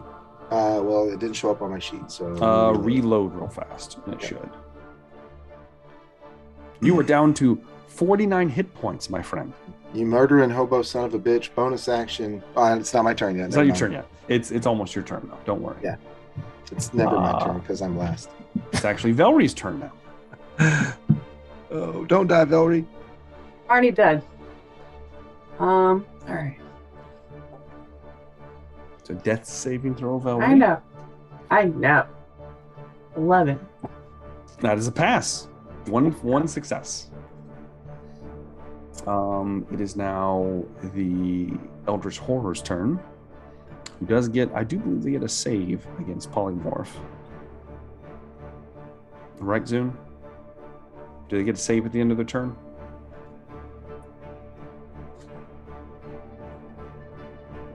I think they do. I'm not sure though. I might have to look it up. I'll look it up.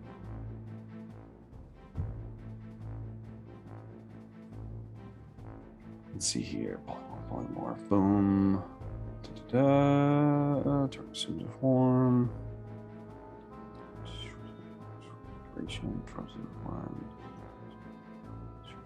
I don't see anything about a saving throw. Just 0 hit points. Okay, so it's just like that. And it has the stats of the rat. Yep. Yes. And it's a rat right now. So it can't really do anything. It's just it's very confused, kind of crawling around on top of the body. It's very slow. Of Morag right now. Still on top. But yes. That will bring you to Rogar. It is your turn. All right.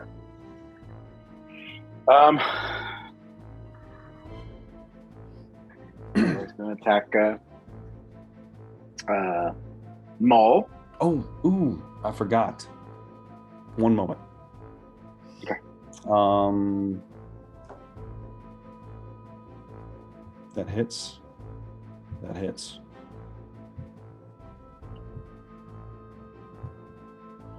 Yeah. Let me put this on there real fast.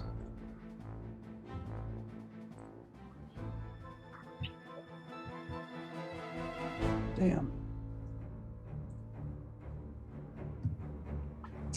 All right, Rogar, you watch as right before your turn starts, like you're about to lunge in, and you watch as a trident sprouts from Captain Maul's back. Ah! He takes significant damage, and now you see Memnon, that has been in this room for quite some time, waiting for an opportune moment to strike at Captain Maul, has made its appearance, and as it pierces through him, he takes it out and then plunges it in again, trying to assassinate the captain, as is his goal. But you are free to take your turn now. Okay. First thing, Yeah, I'll attack him. I'm just gonna attack him. Okay. Oh, it's gonna miss. Misses. 9 is gonna miss. Yes, I missed. Nice, I missed. Let's try one more time. It's 216. 16 is a glancing blow. Oof. Guess I got something there. All right, he will take 11 divided by 2. So 5. We'll take 5 points of bludgeoning damage as Rogar smacks him across the chest. He looks. I mean, he doesn't look like he's grievously wounded yet, but yeah, he looks hurt, okay. despite the massive blows from Memnon. I will then take a swig of my booze, Okay. sake, Okay. and heal. Give And yourself that a will be my turn. All right. That will then bring me to Zoom.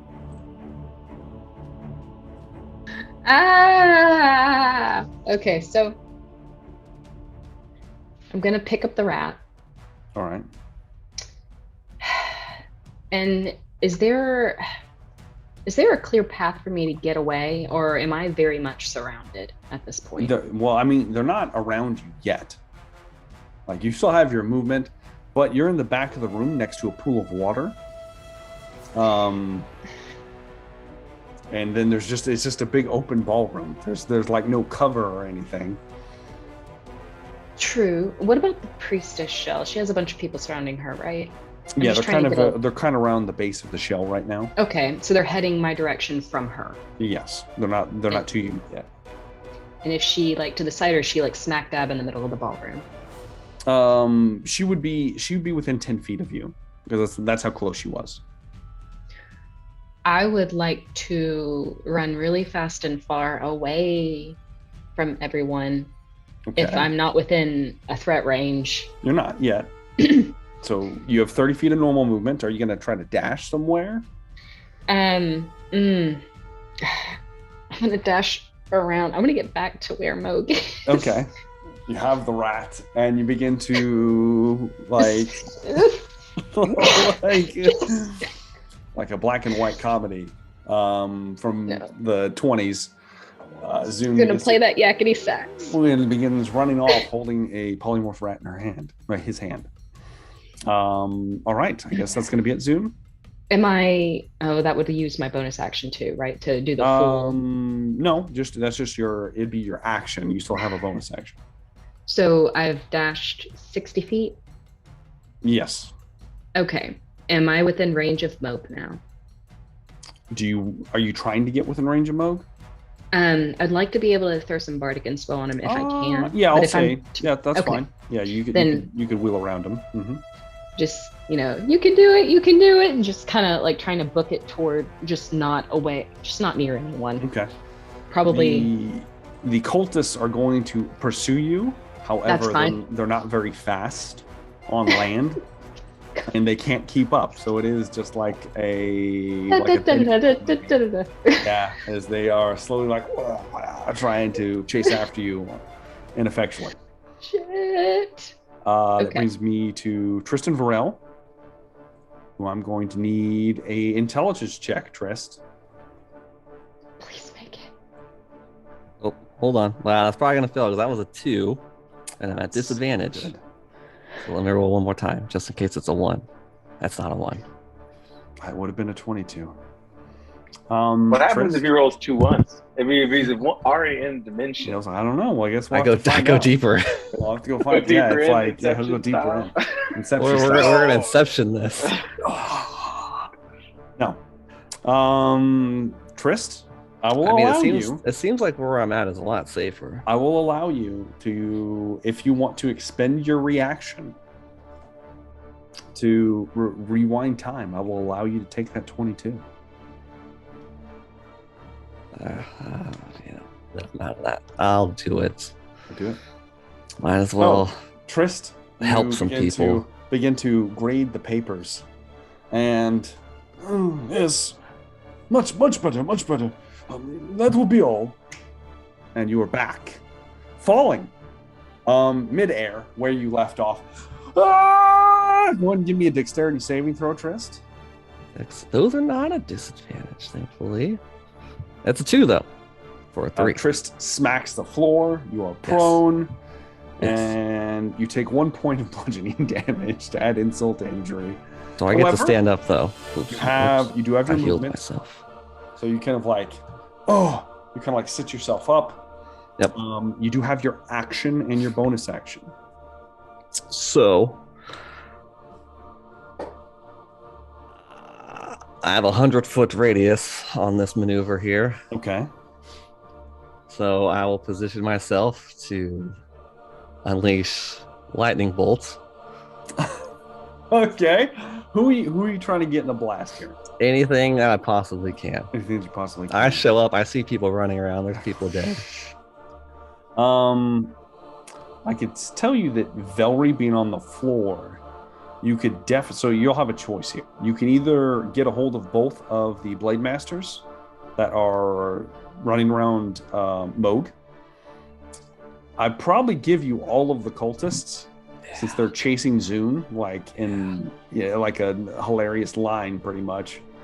Or you can get either the Priestess or Captain Maul, but they would be individuals if you wanted to aim it towards them. So all the cultists, 2 Blade Masters. Yes. Or the Priestess or Captain Maul. I'm going to go to the cultists because I might kill all of them. Okay. Go ahead and... what kind of save is it? Dex save. Dexterity? They're not dexterous at all. So go ahead and roll damage, and then I will tell you what happens. 31. Jesus. That's a... What's your save? 16. Okay, that's a fail. That's a fail. That's another fail. And a fail. 4 fails. They're not dexterous. 31 points of damage. Trist, you look towards Zune being chased by fish cultists. Yeah, carrying a weird creature. She's carrying a rat for some reason. He's carrying a rat. It's like, oh shit, Trist, over here! You just kind of spin, and as Zune hits the deck, you unleash a lightning bolt that skewers all 4 of them. Yes. And they are rendered not of this earth, as body parts explode off of them, and all 4 are pretty much disintegrated instantly. Yes. That's my turn. And that is Trist's turn as he kind of breathes the smoke off of his hand. You're welcome. I owe him a drink. You're welcome. It is now Moog's turn. Moog, you're in melee with 2 bodyguards. What would you like to do? Give me just 1 second here. Hold on a tick.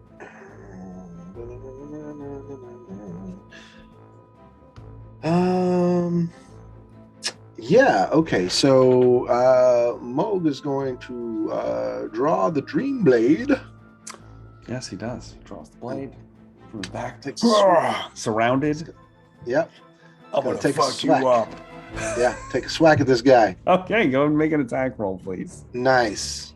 23 to hit. That definitely hits. Now, I need to, before you say anything else, it is a bonus action to coat it with the poison. Did you want to do so? This time, yes, I would like to coat it with the poison. So we'll say that you use your bonus action to coat it with the poison. So the first attack hits. That is max damage 11 on the slashing. Oh, 11 slashing. All right. Yeah. And then it has to make a con save. 13 con save. Con save of 13.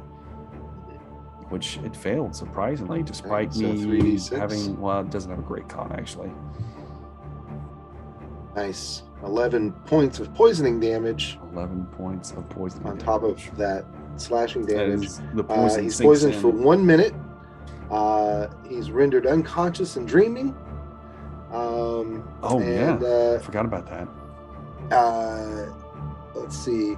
And the target has disadvantage on saving throw. Oh wait, if I had advantage on attack. All right, yeah. So that's 1 spent charge on my Dream Blade.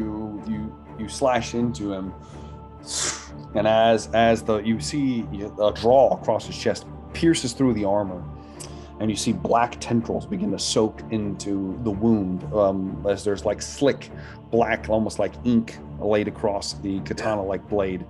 And as it seeps in, you see the blade master, you see his axe clatter to the ground as he falls back and is unconscious. Mm-hmm. He's not dead. He's unconscious. He's unconscious. You still have another attack, Mo. I do. So I'm going to attack him now that he's unconscious. Okay. All right. With the Dream Blade. All right. That gives me advantage. It does. You get advantage, and if you... man, I'll give you a critical hit on this because he's defenseless if you hit. Yeah. That's a non-natural 20 anyway. A dirty 20? Yeah. 20 is his armor class, so that is a glancing blow. but I'll still give you the crit. So let's pull it and see what it is. Okay.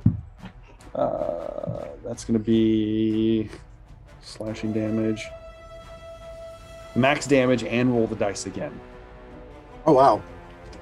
So that will be 11 points on max damage, and I'll just take the roll. I already did 5, so 16 slashing. 16 slashing damage reduced to 8, which is just enough to put him down. Nice. As he goes unconscious, goes down, and then you kind of reverse the blade and straight through. And everyone's like, "Whoa, Moog never uses a sword." Okay. One down. Because sometimes Moog forgets he's got a pretty cool sword. Fully healthy one standing next to you, Moog. Yeah, that's all I've got. Use your action, your bonus action. So yeah, I mean, which I don't get to do that often, but yeah, let that guy go ahead and take a swipe at me, and so let's see what happens then. Okay. Well, Captain Maul looks pissed at this point. Brogar, and then he kind of reaches back and grabs the trident that's stuck in his back and pulls it free, and Memnon begins to move around him. He looks towards you, Rogar. You made a good distraction. And Captain Maul is going to make his attacks now. He's going to reverse the greatsword and make attacks towards Memnon at this point, because Memnon has pissed him off quite a bit. That's going to be a miss with an 11 and a hit. The first hit is he's going to take significant damage as the greatsword cleaves into Memnon, throws him back to break some of the armor that you see, that the more kind of like layered leathers that he has. Seeps through, and some blood begins to spill out as he flinches back. The lower arms, meanwhile, are going to reach around as he kind of spins back and is going to try to attack you, Rogar. The first one is going to be a 16, which misses. And the second one is a 26, which does hit. And you are going to take 11 points of slashing damage, reduced to 5 because it is not magical. It is now the priestess' turn. And the priestess is going... really far from her. You are really far from her. The priestess is going to move. Now, I mean, you're about 60 feet from her.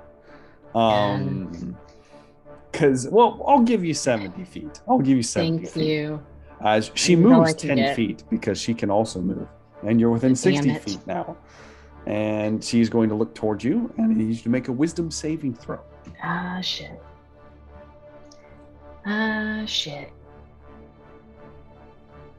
Oh, fuck! It rolled right after a 20. And there we are. Oh, there shit. Zune freezes up. Zune goes... and is stuck in lockstep as there is almost like an inky tendril wrapped around him, and he is held in place magically. This is fine. All right, that's the end of the priestess's turn. The blade master, the one that's still up, is going to look down at the unconscious, the dead one. And he's going to swirl his axe around his head, and he's going to try to cleave Moog in half now. He can try. He's going to try. He's going to take a rod of retribution also, though. Well, we'll see about that. Yeah. It's a 21 to hit. That will hit, yeah.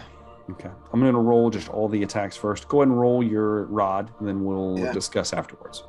Okay. It's going to be a 19 to hit. That does hit. And a 24 to hit, so all 3 hit. All of it hits. Dexterity save. Yeah. He fails. 13. Okay, 13 good. points of... So 15 points of lightning damage. 15 points of lightning damage. Yeah.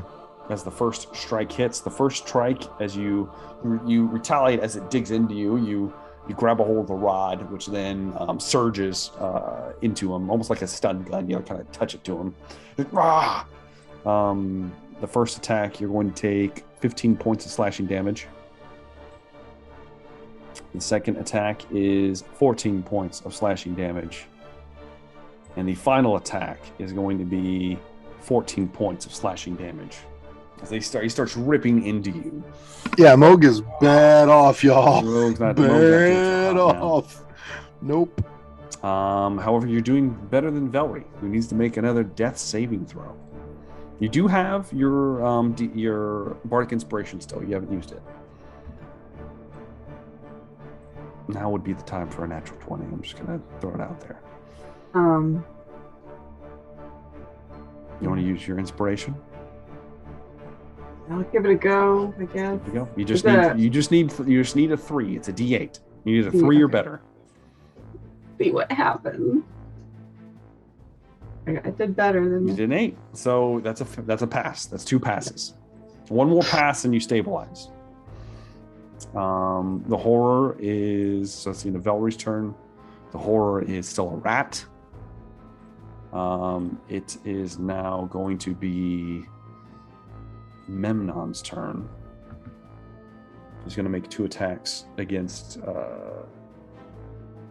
Captain Maul at this point. He does not have advantage or anything else anymore. Actually, you know what? He's going to disengage.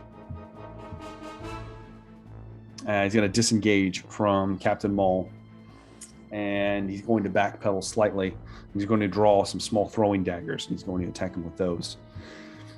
Which he misses both, like, badly. He throws some small daggers towards Captain Maul, who batters them aside with ease. And that's all he can do. That's it.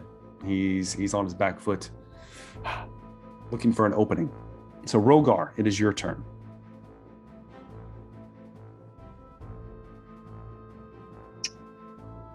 All right, I'm going to heal Velree one more time. Okay, you're going to try to reach over and heal her? Yeah, right. I'm going to try to do that. Just a healing person. Okay. I'm being so nice tonight. That's bullshit, So bro. nice. Damn! You'd be like that. I'll take it. I'll take what I can get, you know? But yeah, heal, and then I will, with my action, attack. Okay. Awesome. Unless you want to do it the other way. That's fair. I'm That's game fair. either way. Okay. All right. Going to regular attack. Maul.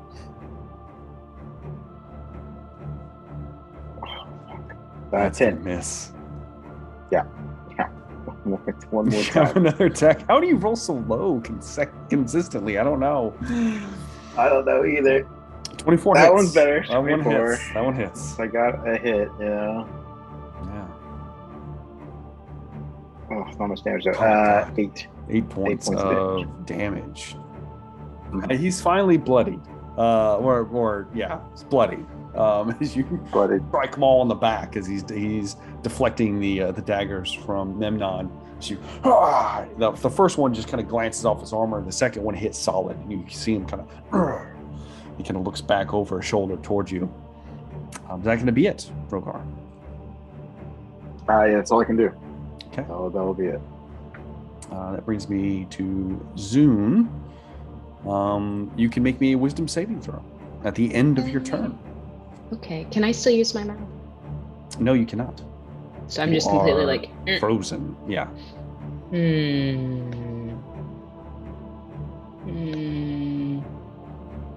Is there anything that doesn't require? And I can still think though. Technically, yes. If something is instantaneous, do I? I can tell you So right if now, there's probably nothing you have that. Yeah, I was isn't thinking, I was vocal. like, it's an action. You It's know, vocal yeah. or somatic. It's probably not going Shit. to happen. Probably So not just for a go ahead bard. and make your wisdom saving throw. Damn it. Go through. No. Fuck. No. Okay. I'll do that wisdom saving throw. Bum, bum, bum, bum. Okay, I think I might have made it. 18 passes. You manage to, through sheer will, at the end of your turn, you're able to break free, and they kind of like inky tendrils kind of fall off of you. It's all of my fear to fuel me. And there still is the sea foam kind of glowing on your chest. Gross. But you are free to move on the next round because that was your whole turn. Yep. That is going to bring me to Tristan Varel. Yeah, baby. So there's Captain Maul. He's up, as well Blade as Singer. one of the Blade Masters and Blade Master. the Priestess, who is got a hard on for Zoom's murder. Well, we are going to repeat last time, and Captain Maul and anyone else in a straight line behind him are going to get hit with another 4th level lightning bolt. I'll tell you what. I'll let you get him and the Priestess. Okay. So deck saves. Deck saves. The Captain, he has a very good deck save. That's definitely a pass. He had like a 22. So he'll pass. The Priestess, however, does not have a very good deck save. And that is a 4. So she fails. So how much damage? 30 and then 15. Oh, and then 15? Well, 15 for Captain Maul. I was like 45. I was like, my God. 15 for Maul.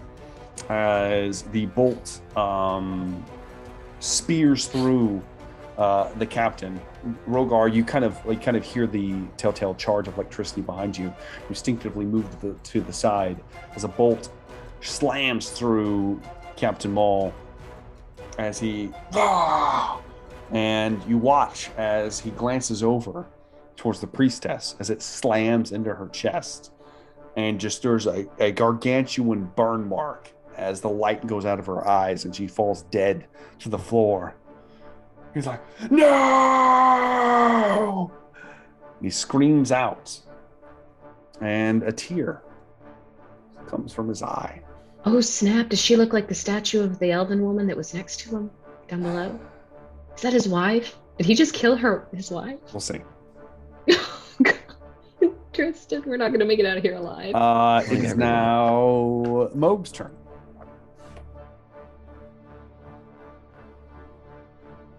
First things first, Moog's gonna pop a health potion. Yes, he is. And I roll what on that?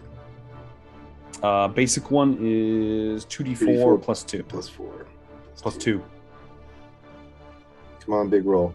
6, 7. 7 points of healing. 7 points. That's your bonus action.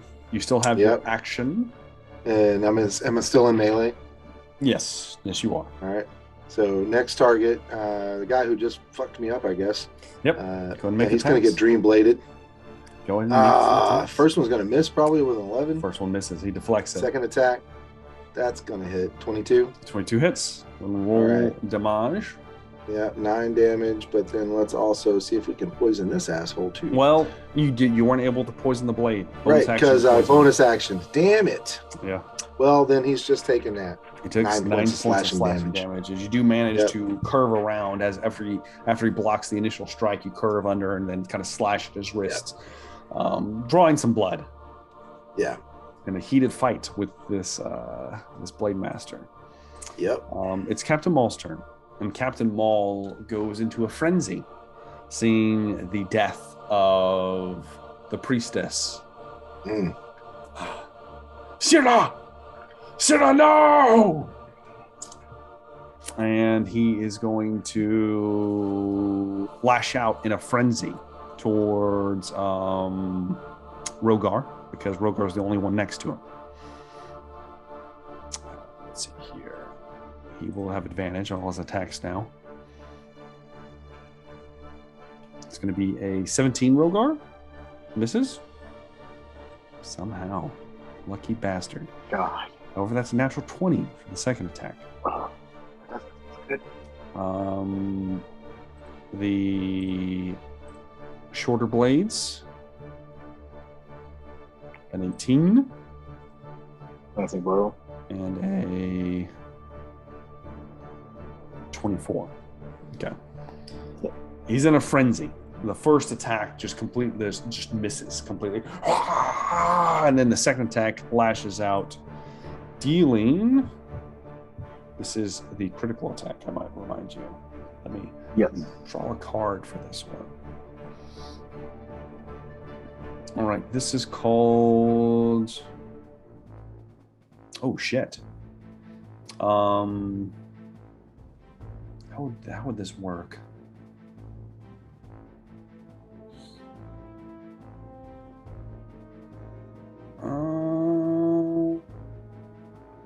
Okay, we'll just do this. Make a dexterity saving throw.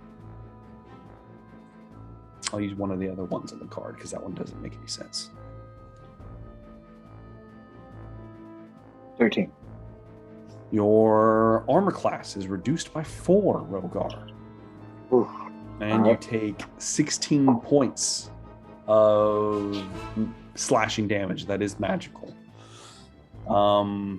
Which means the other 2 attacks, they already hit anyway, but your armor is reduced by 4 right now for the next 3 rounds. 3 rounds, okay. Yeah. So you're going to take, in addition to that, 12 slashing damage reduced to 6, and 9 reduced to 4. And he looks like he's just in a complete rage at this point. He's frothing at the mouth.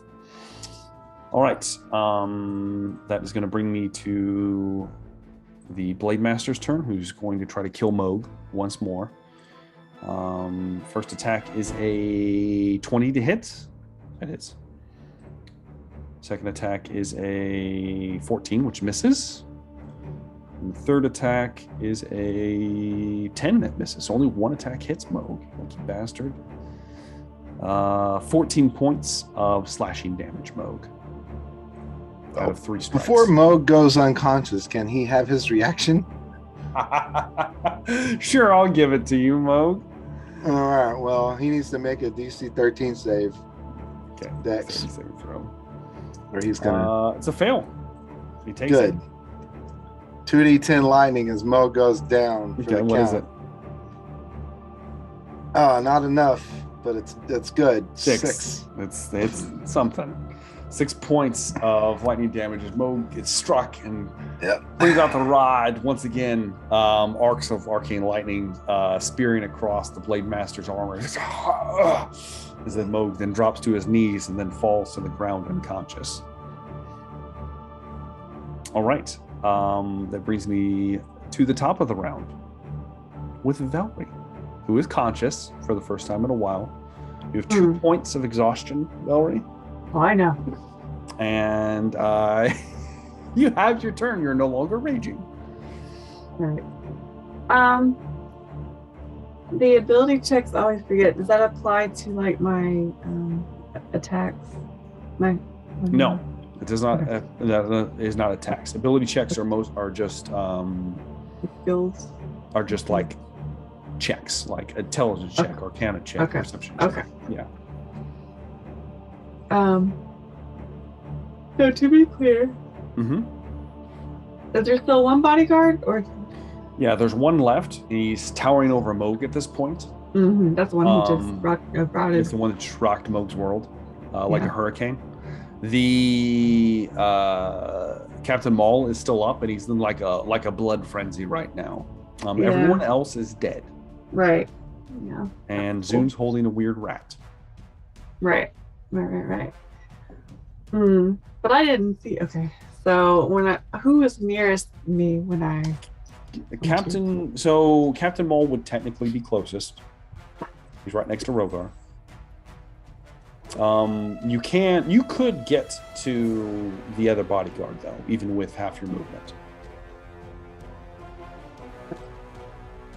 Because isn't it like a movement to stand up too? It's half to stand, so you still have half, and you could still make it to him with half your movement if you would like to do that. Second, to exhaustion is also half movement. Oh, it is? Yeah, that's what I was wondering. So you're at quarter movement right now, so no, you would not be able to make it to the bodyguard right now. Okay. You could make it to Captain Maul, though, if you want to face off against the big bad right now. God. How bloody does he look right now? I mean, he looks hurt. He looks He's hurt. attacking Rogar, right? He's ripping into Rogar. He's in like a frenzy right now. It's like a cornered shark. Is like, yeah, it's bad. It's real bad. Moog is down for the count, by the way. Huh? Moog's down. Like, he's unconscious. God. I can't make it to him. He just went down. Well, I guess. You dash? You can dash. I have been allowing bonus action potions, if that's what you're thinking. That's true. But what would you allow me to? If I rage, then I could use my pounce to get over to him, right? Yeah, you could do that. It's a bonus action rage. Bonus action rage. And then I guess just an action to heal him. You could do that. And then I'd still be like within. Yeah. I won't even say you're in melee. But don't I want to be in melee? That's you can be if you want. I'm just throwing it out there. I don't know, man. I'm so. Oh. I'm dazed and confused waking up, you know? Okay. I'm going to throw a potion at him from over here. Like you guys try to do all the time. Chuck it out. I want to attack the creature though.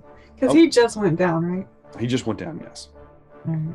So do you want to bonus action rage and attack the Yeah. Okay. All right. Well, we'll just say we'll table the healing of Moog. We'll let him die. I have a DM inspiration, and I can fail at least one save. Right. Of course. Okay. So I'll be okay for a minute. Go ahead and make your attacks then. He stabbed you. I mean, reckless. I mean, there's no reason not to, right? But the guy, he looks pretty beat up. He's been fighting for a while. Yeah, he's been fighting, you know.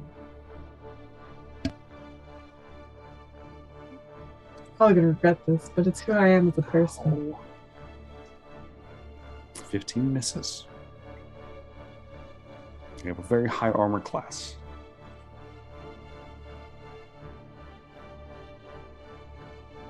And 18 misses.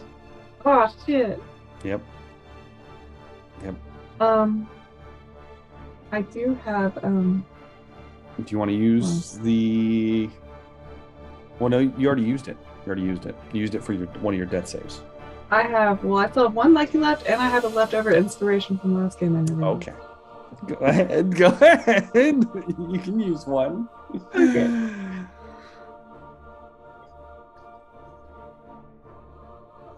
Oh. That misses. All right. That was a reroll of one of them, so I still have 2 rolls left. You still have 2 left. That's fine. This is terrible.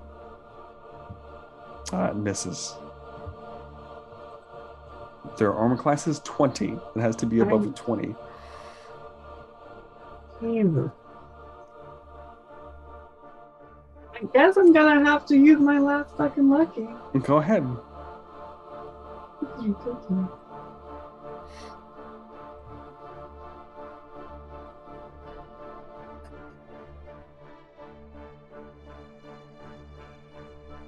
Oh, well, that was pointless. It's Velree rushes towards the Blade Master, wounded severely, bleeding all over her body. Her sack clothing just kind of torn open in several places. Rushes up and tries to claw at this guy who expertly fends her off. Used to these kind of savage blows. And that's the end of your turn. The abomination is still a rat. That's going to bring me to Memnon, who is going to bonus action take aim to give him advantage. And he's going to miss first attack. And he hits the second one, though. Okay. So that's going to be...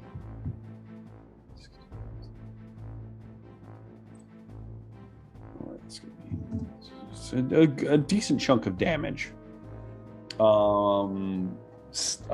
Smacks into... Well, hell, he doesn't have to even use his bonus action. Doesn't matter. He can't use it for anything else. So he chucks two more daggers. One of them just kind of glances off of the frenzied Captain Maul. The second one actually sinks in lower ribs, almost like in one of his gills, dealing 22 points of damage. And because he dealt damage to him, it looks like Captain Maul is going to spin around. He's going to hurl one of his weapons at him at advantage. And a 15 misses.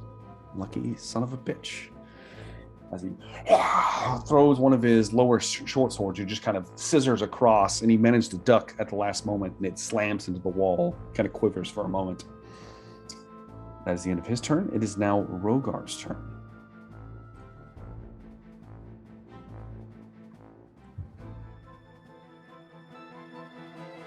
I believe you are muted, Rogar. Sorry. I am going to attack Captain Maul. Okay. And I'm going to recklessly attack. Yes, you are. Well, I mean, he's already got advantage, you know. Yeah. So, yeah. Well, you don't have to recklessly attack because in his frenzied state, you have advantage. Oh, if that's the case, then I won't recklessly attack. I guess it doesn't matter. But I'm not going to. Mm. But I will quit Weapon Master. Sure. Let's do it. Let's go all in, bro. 18. 18 hits. Go ahead and roll damage. That will be 22. 22 points of damage. He's still up. He looks very hurt. All right. One more time. Great Weapon Master. Mm-hmm. 17. 17 hits. Go ahead and roll damage. 19 points of damage. Points of damage. Rogar, how do you want to do this? Rogar puts out the captain. Yeah, I'm just gonna try to wail in on his spine as hard as I can. If he's turned around, I think, which I think he is. But yeah, he'd probably turn around. He'd just start. Yeah. Crunch. And the second strike, you feel the spine snap. Yep. And he kind of just looks back towards you, grabs a hold of your shoulders, and with his dying breath, he gets a reaction attack against you. Shit. All right. It's going to be a 23 to hit, Rogar. That will hit. For 12 points of slashing damage with his greatsword. As he flings it around, it is magical. As he slices into you, carves into you. Does it down you? No. It doesn't down you.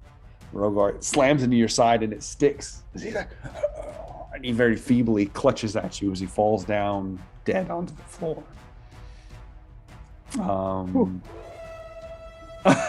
What a bastard.